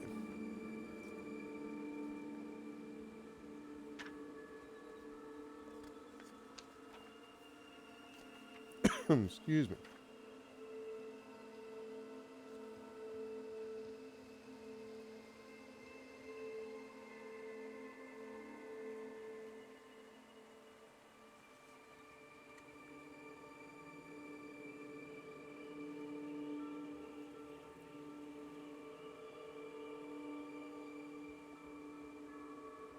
Oh, you know the other thing, actually, that I just noticed? I don't think we actually added this in.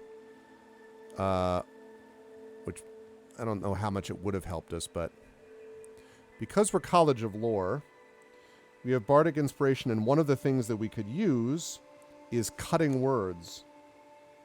So that when a creature see within 60 feet of us makes an attack roll, ability check, or damage roll, we can use our reaction to expend one of our uses of Bardic Inspiration, rolling a Bardic Inspiration die, subtracting the number rolled from the creature's roll. So we could have done that. So I will make sure to add that in.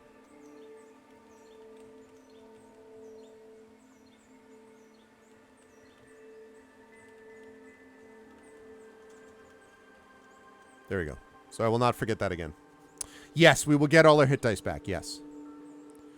All our hit dice will be back. We have 4 of them now, actually.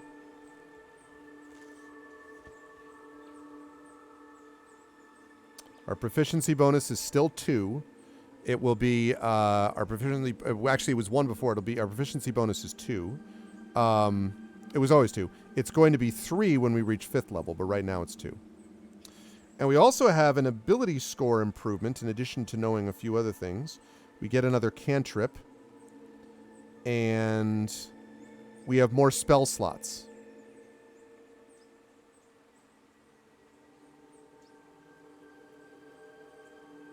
Oh, so actually...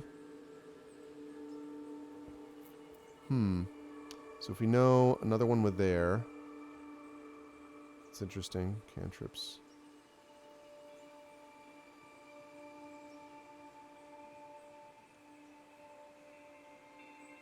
So we knew 6 spells.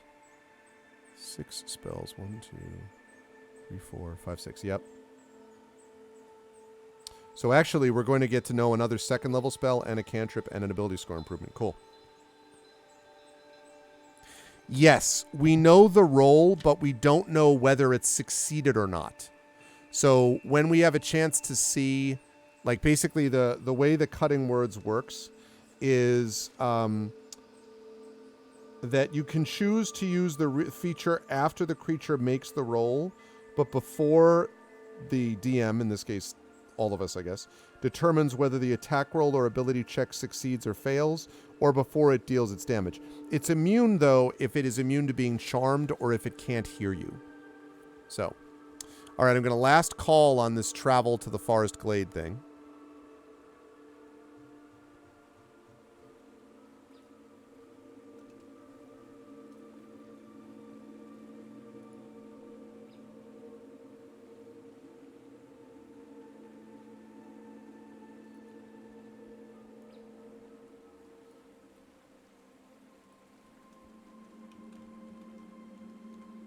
Save point's going to be chapter 17. Last call, last call. Okay. We are traveling to the forest glade of Athena. All right, so we're going to find out what that is next time. But right now what we're going to do is we are going to level up our guy to level 4. So, pretty simple here in a couple of different ways. The first is at level 4, we have an ability score improvement.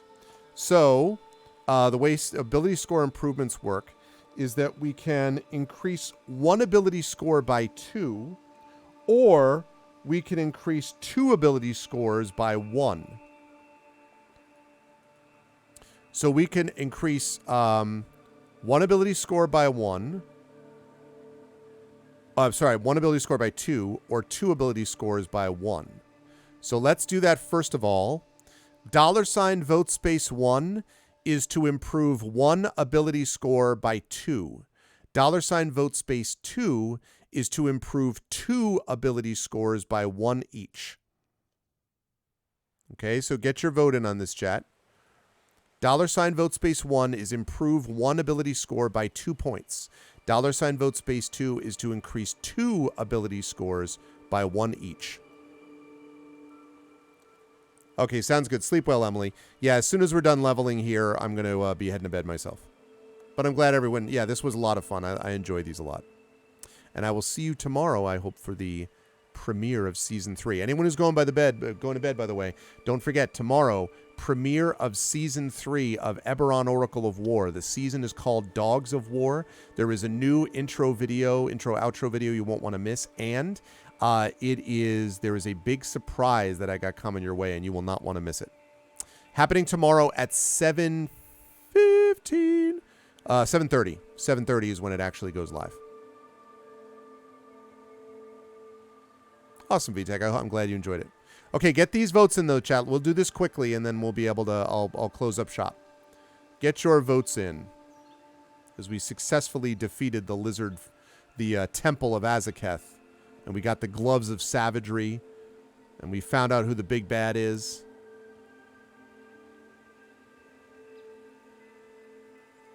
Yeah, sleep well, Wispy. Last call, everybody. Last call.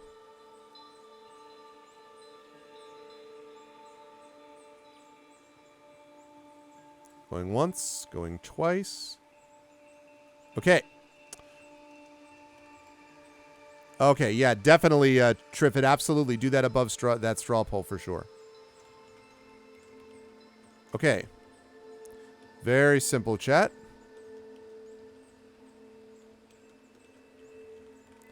Six statistics. One of them we're going to improve by 2 points.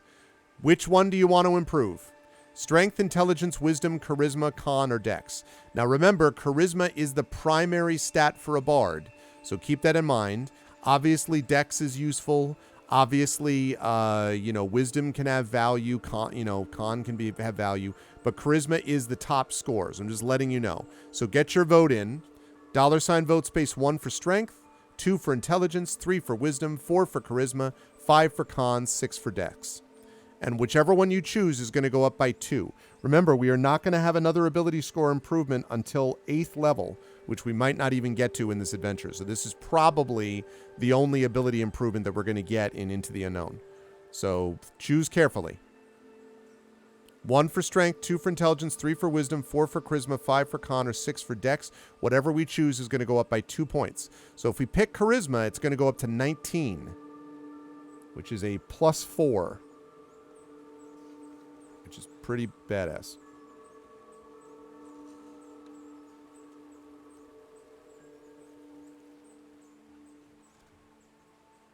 While we're doing that, I'm going to look at spells.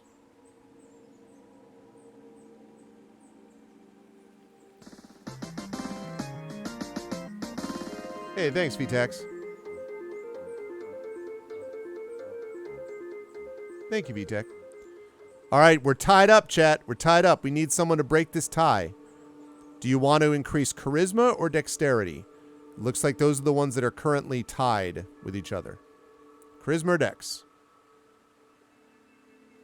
And yes, combat is done by dexterity. That's true. Charisma is what you use for spell casting and for other benefits that are associated with it, but yes.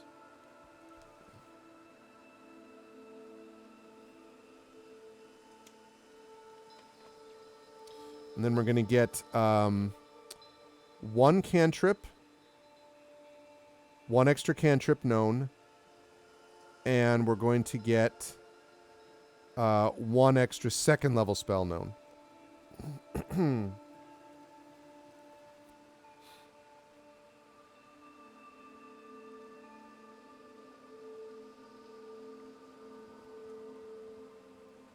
Breaks the TIE fighter. Thank you, Darth Sisu. Last call, last call. Going once.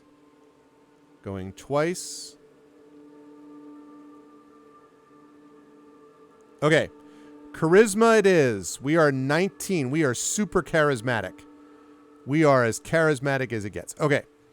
Now, let's figure out very quickly our cantrips.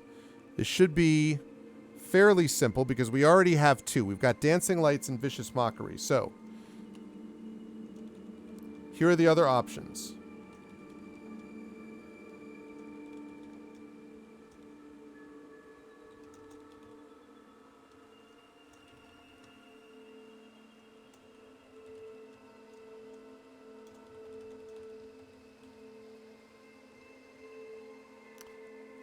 Okay.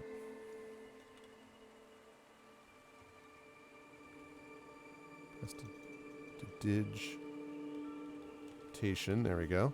And I need one more option.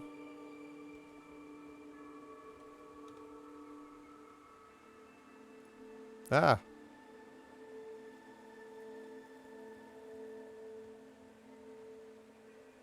Okay. True Strike. Okay.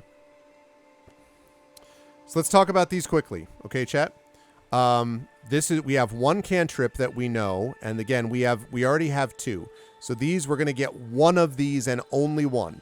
So here are the choices that we've got, and I'll run through them quickly. Blade Ward. Blade Ward means, pulling this right out of the PHB. Blade Ward, you extend your hand, you trace a sigil of warding in the air. Until the end of your next turn, you have resistance against bludgeoning, piercing, and slashing damage dealt by weapon attacks. Very cool. I don't know that it's as useful because we're going to be so much doing one-on-one combats because of the nature of this adventure, but it is interesting and that is a possibility. So resistance against bludgeoning, piercing, and slashing until the end of your next turn. So that is Blade Ward. Friends is not like Charm. Friends means you have advantage on all charisma checks directed at one creature of your choice that is not hostile towards you. When the spell ends, the creature realizes you used magic to influence its mood and becomes hostile toward you. So friends works until it runs out, and then it knows that you tried to be friends with it by kind of forcing it. So keep that in mind. Light, this should be pretty simple. Touch an object, object sheds bright light. We already have dancing lights, so that may be sort of redundant, but there you go. Mage Hand, a spectral floating hand appears at a point you choose within range, lasts for the duration or until you dismiss it as an action. So you can use it to manipulate an object, to open an unlocked door, stow or retrieve an item. It can't attack or activate magic items or carry more than 10 pounds. So just be aware of that. That is magic. That is Mage Hand. Mending allows you to repair a single break or tear in an object you touch, like a broken chain link or two halves of a broken key, a torn cloak, or a leaking wineskin. Can't be larger than a foot in duration. Message, you point your finger toward a creature within range and whisper a message. The target hears the message and can reply in a whisper that only you can hear. And you can cast the spell through solid objects if you're familiar with the target and you know it's beyond the barrier. So there's a message. Then we've got Minor Illusion. Minor Illusion means you create a sound or an image of an object within range that lasts for the duration. If you create a sound, volume can range from a whisper to a scream, your voice, someone else's voice, lion's roar, beating of drums, any other sound you choose. Or if you create an image, you can not create sound or light or smell or any other sensory effect from the image, but it looks like you can make a chair or a small chest or footprints no larger than a 5-foot cube. The creature can determine it's an illusion with a successful illusion check. So that is Minor Illusion. And then we've got Prestidigitation. Prestidigitation is... Prestidigitation allows you to basically do a minor magical trick. So you can create a harmless sensory effect like a shower of sparks or a puff of wind. You can light or snuff out a candle. You can clean or soil an object no larger than a cubic foot. You can chill or warm or flavor up to 1 cubic foot of non-living material. You can make a color, a small mark, or a symbol appear on an object or a surface. Or you can create a non-magical trinket or an illusory image that fits in your hand and lasts until the end of your next turn. So it's kind of like a simple little magic trick that in certain circumstances can be effective. And then the last thing we have here is True Strike. True Strike means you cast it, and your magic gives you a brief insight into the target's defenses. So on your next turn, you gain advantage on your first attack roll against the target. Okay? So those are your choices. Blade Ward, resistance against slashing, piercing, and something else I don't remember. Friends allows you to be friendly with someone, but allows you to get benefits and charisma checks to them, but they know that you did that to them once the spell ends. Light lets you cast light on an object. Again, we already have Dancing Light, may not be useful. Mage Hand allows you to manipulate an object or unlock a door or something like that using a magic hand, not your own hand. Mending allows you to restore a break in something no larger than a foot. Message allows you to send a secret whispered message to a creature that you see. Minor Illusion allows you to create some minor illusory effect, either visually or in terms of sound. Prestidigitation is kind of a small little magic trick. And then True Strike lets you get advantage on your next attack on a creature. All right, so get your vote in, chat. This is one of the cantrips that we are going to know. Right now we have 1 vote for True Strike. Get that vote in. Please.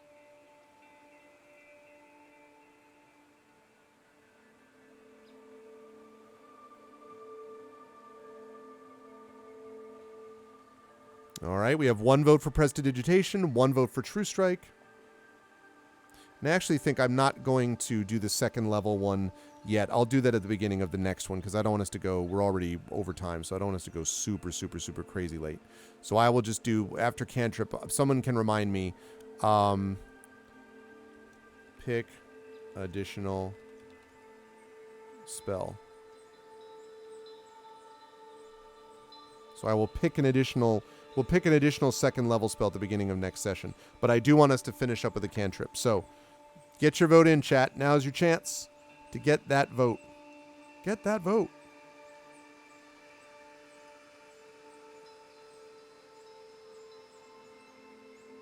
And we still have 4 first level spell slots, but we now have 3 second level spell slots, which is nice.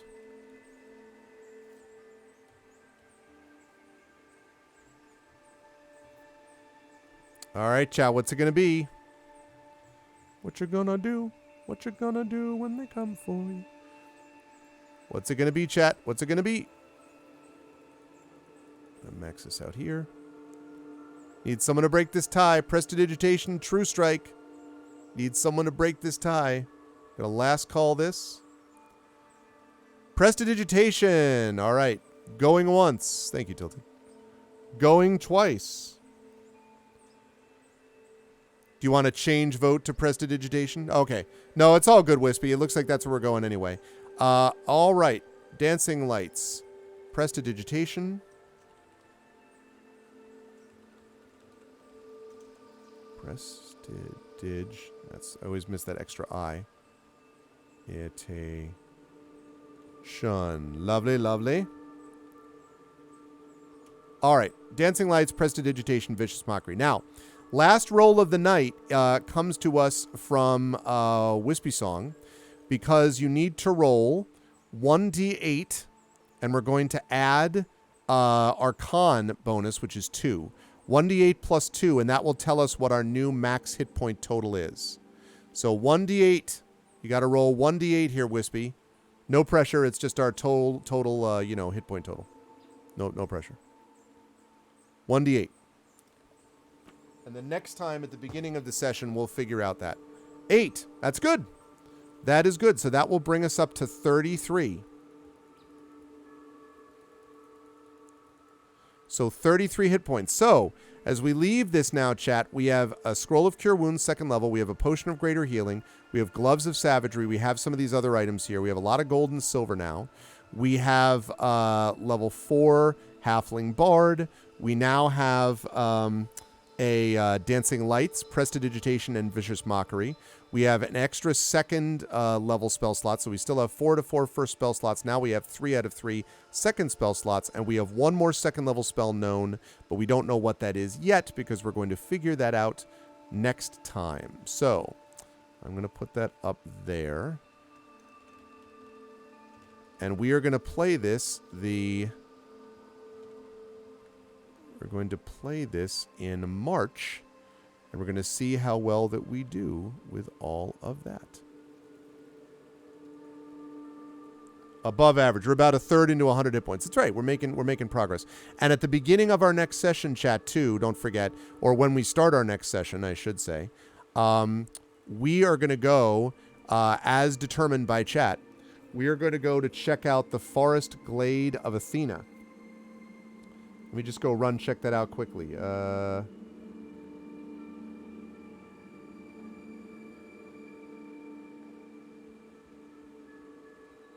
What's that look like?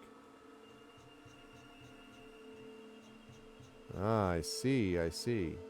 Interesting. All right. This will be interesting to see how we succeed or don't succeed against this Forest Glade. So we will do that. Yeah, and second level spell. Yep, absolutely. All right. So I am going to get out of Roll20. And I am going to sign out of this. Yeah, and I am going to close down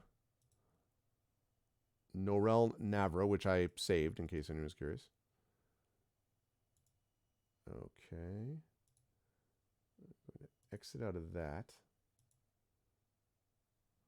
And I think that's all the extra stuff that I had. Yes, it is. Okay.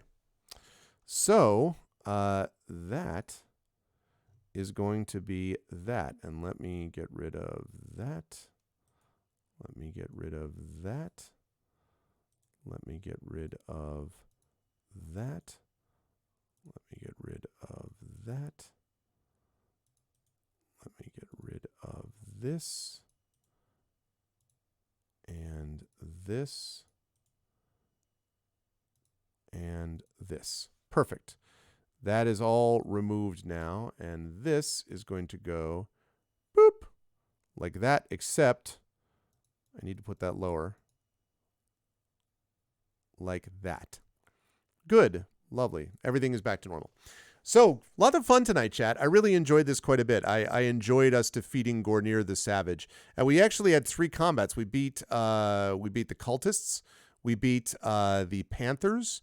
Not the Carolina Panthers, but the actual in-game Panthers. And then we beat Gornir, the overcompensating Savage guy. And we got his gloves. And we also know who the big bad is. And we also got a lot of gold. And we also leveled up to level 4. So we are in good shape, I think, to do this side quest and then get ourselves ready to face Eridar, the big bad. So we should be able to do that. Certainly, I would think, if we do the side quest next time, that's March, then probably in June is when we would wrap up with Eridar. And we would probably either June or 2 months after August, we would finish that and we would be done with that. And then we'd probably go back to more regular kind of D&D with viewers. But I really enjoyed the Into the Unknown stuff, and I hope you folks have as well. If you like what you saw and heard tonight, please follow the channel. Please check out our YouTube at !ArvTube. Discord is !ArvCord. Twitter is !ArvTweets. Website, arvanelleron.com. Financially, !ArvShop is the merchandise area. !ArvTreon is the Patreon, now that ArvBot is working again. That's good stuff for you and good stuff for the channel. And subbing to the channel, as a couple of you did today, is always appreciated and really helps as well.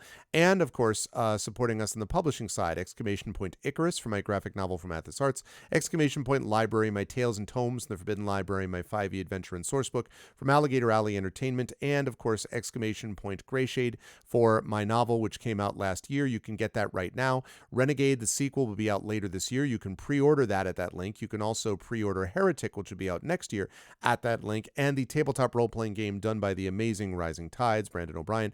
That will also be available coming up later this year, as will the audiobook of Grayshade being done by Trent Sparks. So a lot of stuff that you can get at that link. And as always, BLM, Black Lives Matter, important to affirm and assert the significance and importance of Black lives. Help Now, the World Health Organization page on suicide prevention. Important to reach out to others when you need help and reach out to others when they need help as well. And Ukraine, Ukraine, to help the fine people of Ukraine as they fight back against a terrible, devastating, illegal, illegitimate war. They're doing so with bravery and courage, but this is a way to be able to step up and help in a small way and send a message that we will do that for others as well. Again, I will be back Saturday night right around 7:30 p.m. Eastern for the premiere of Season 3 of Eberron, Oracle of War. This season is called Dogs of War. The first part of Dogs of War is called Parliament of Gears, and you will not want to miss it. There's a new intro video and a couple of other big surprises, so you'll definitely want to be here for that. I want to thank my wonderful mods, Arudnell, Dragonspear, Drew, Tilted Gaming, and of course, I beg your pardon, Arudnell, Dragonspear, Drew, and Emily, who was here earlier on. Thank you to my wonderful mods. Thank you as well to Shadowed Mage. I hope Shadowed is feeling better if you're watching this VOD as well. So thank you. Thank you to my wonderful Patreon supporters and subscribers. Thank you to Arudnell, Dragonspear, Drew, Tilted, Wispy Song, Mrs. Dunsel. Thank you so much as well to my viewers. Thank you to Ash Lady. Thank you to Axeman, Darth Sisu. Thank you to Gladrobot, is totally not a bot. Thank you to Jagtris, to Nonstop, to Shroumps, to Throw7, and to Yumikkel. Thank you everybody so much for being awesome, and I will see you folks back here. More D&D with viewers in a couple of months, but I will see you folks back here tomorrow for D&D with Infinity and Beyond, Eberron, Oracle of War, as we premiere Season 3. Until then, Temple of Azaketh defeated, Gornir, the generic, defeated. We got some awesome gloves. It was a good time, and it was great to have all of you with me. I'll see you folks Saturday night for some more D&D. Until then, everyone, please be good to each other. Have a good night.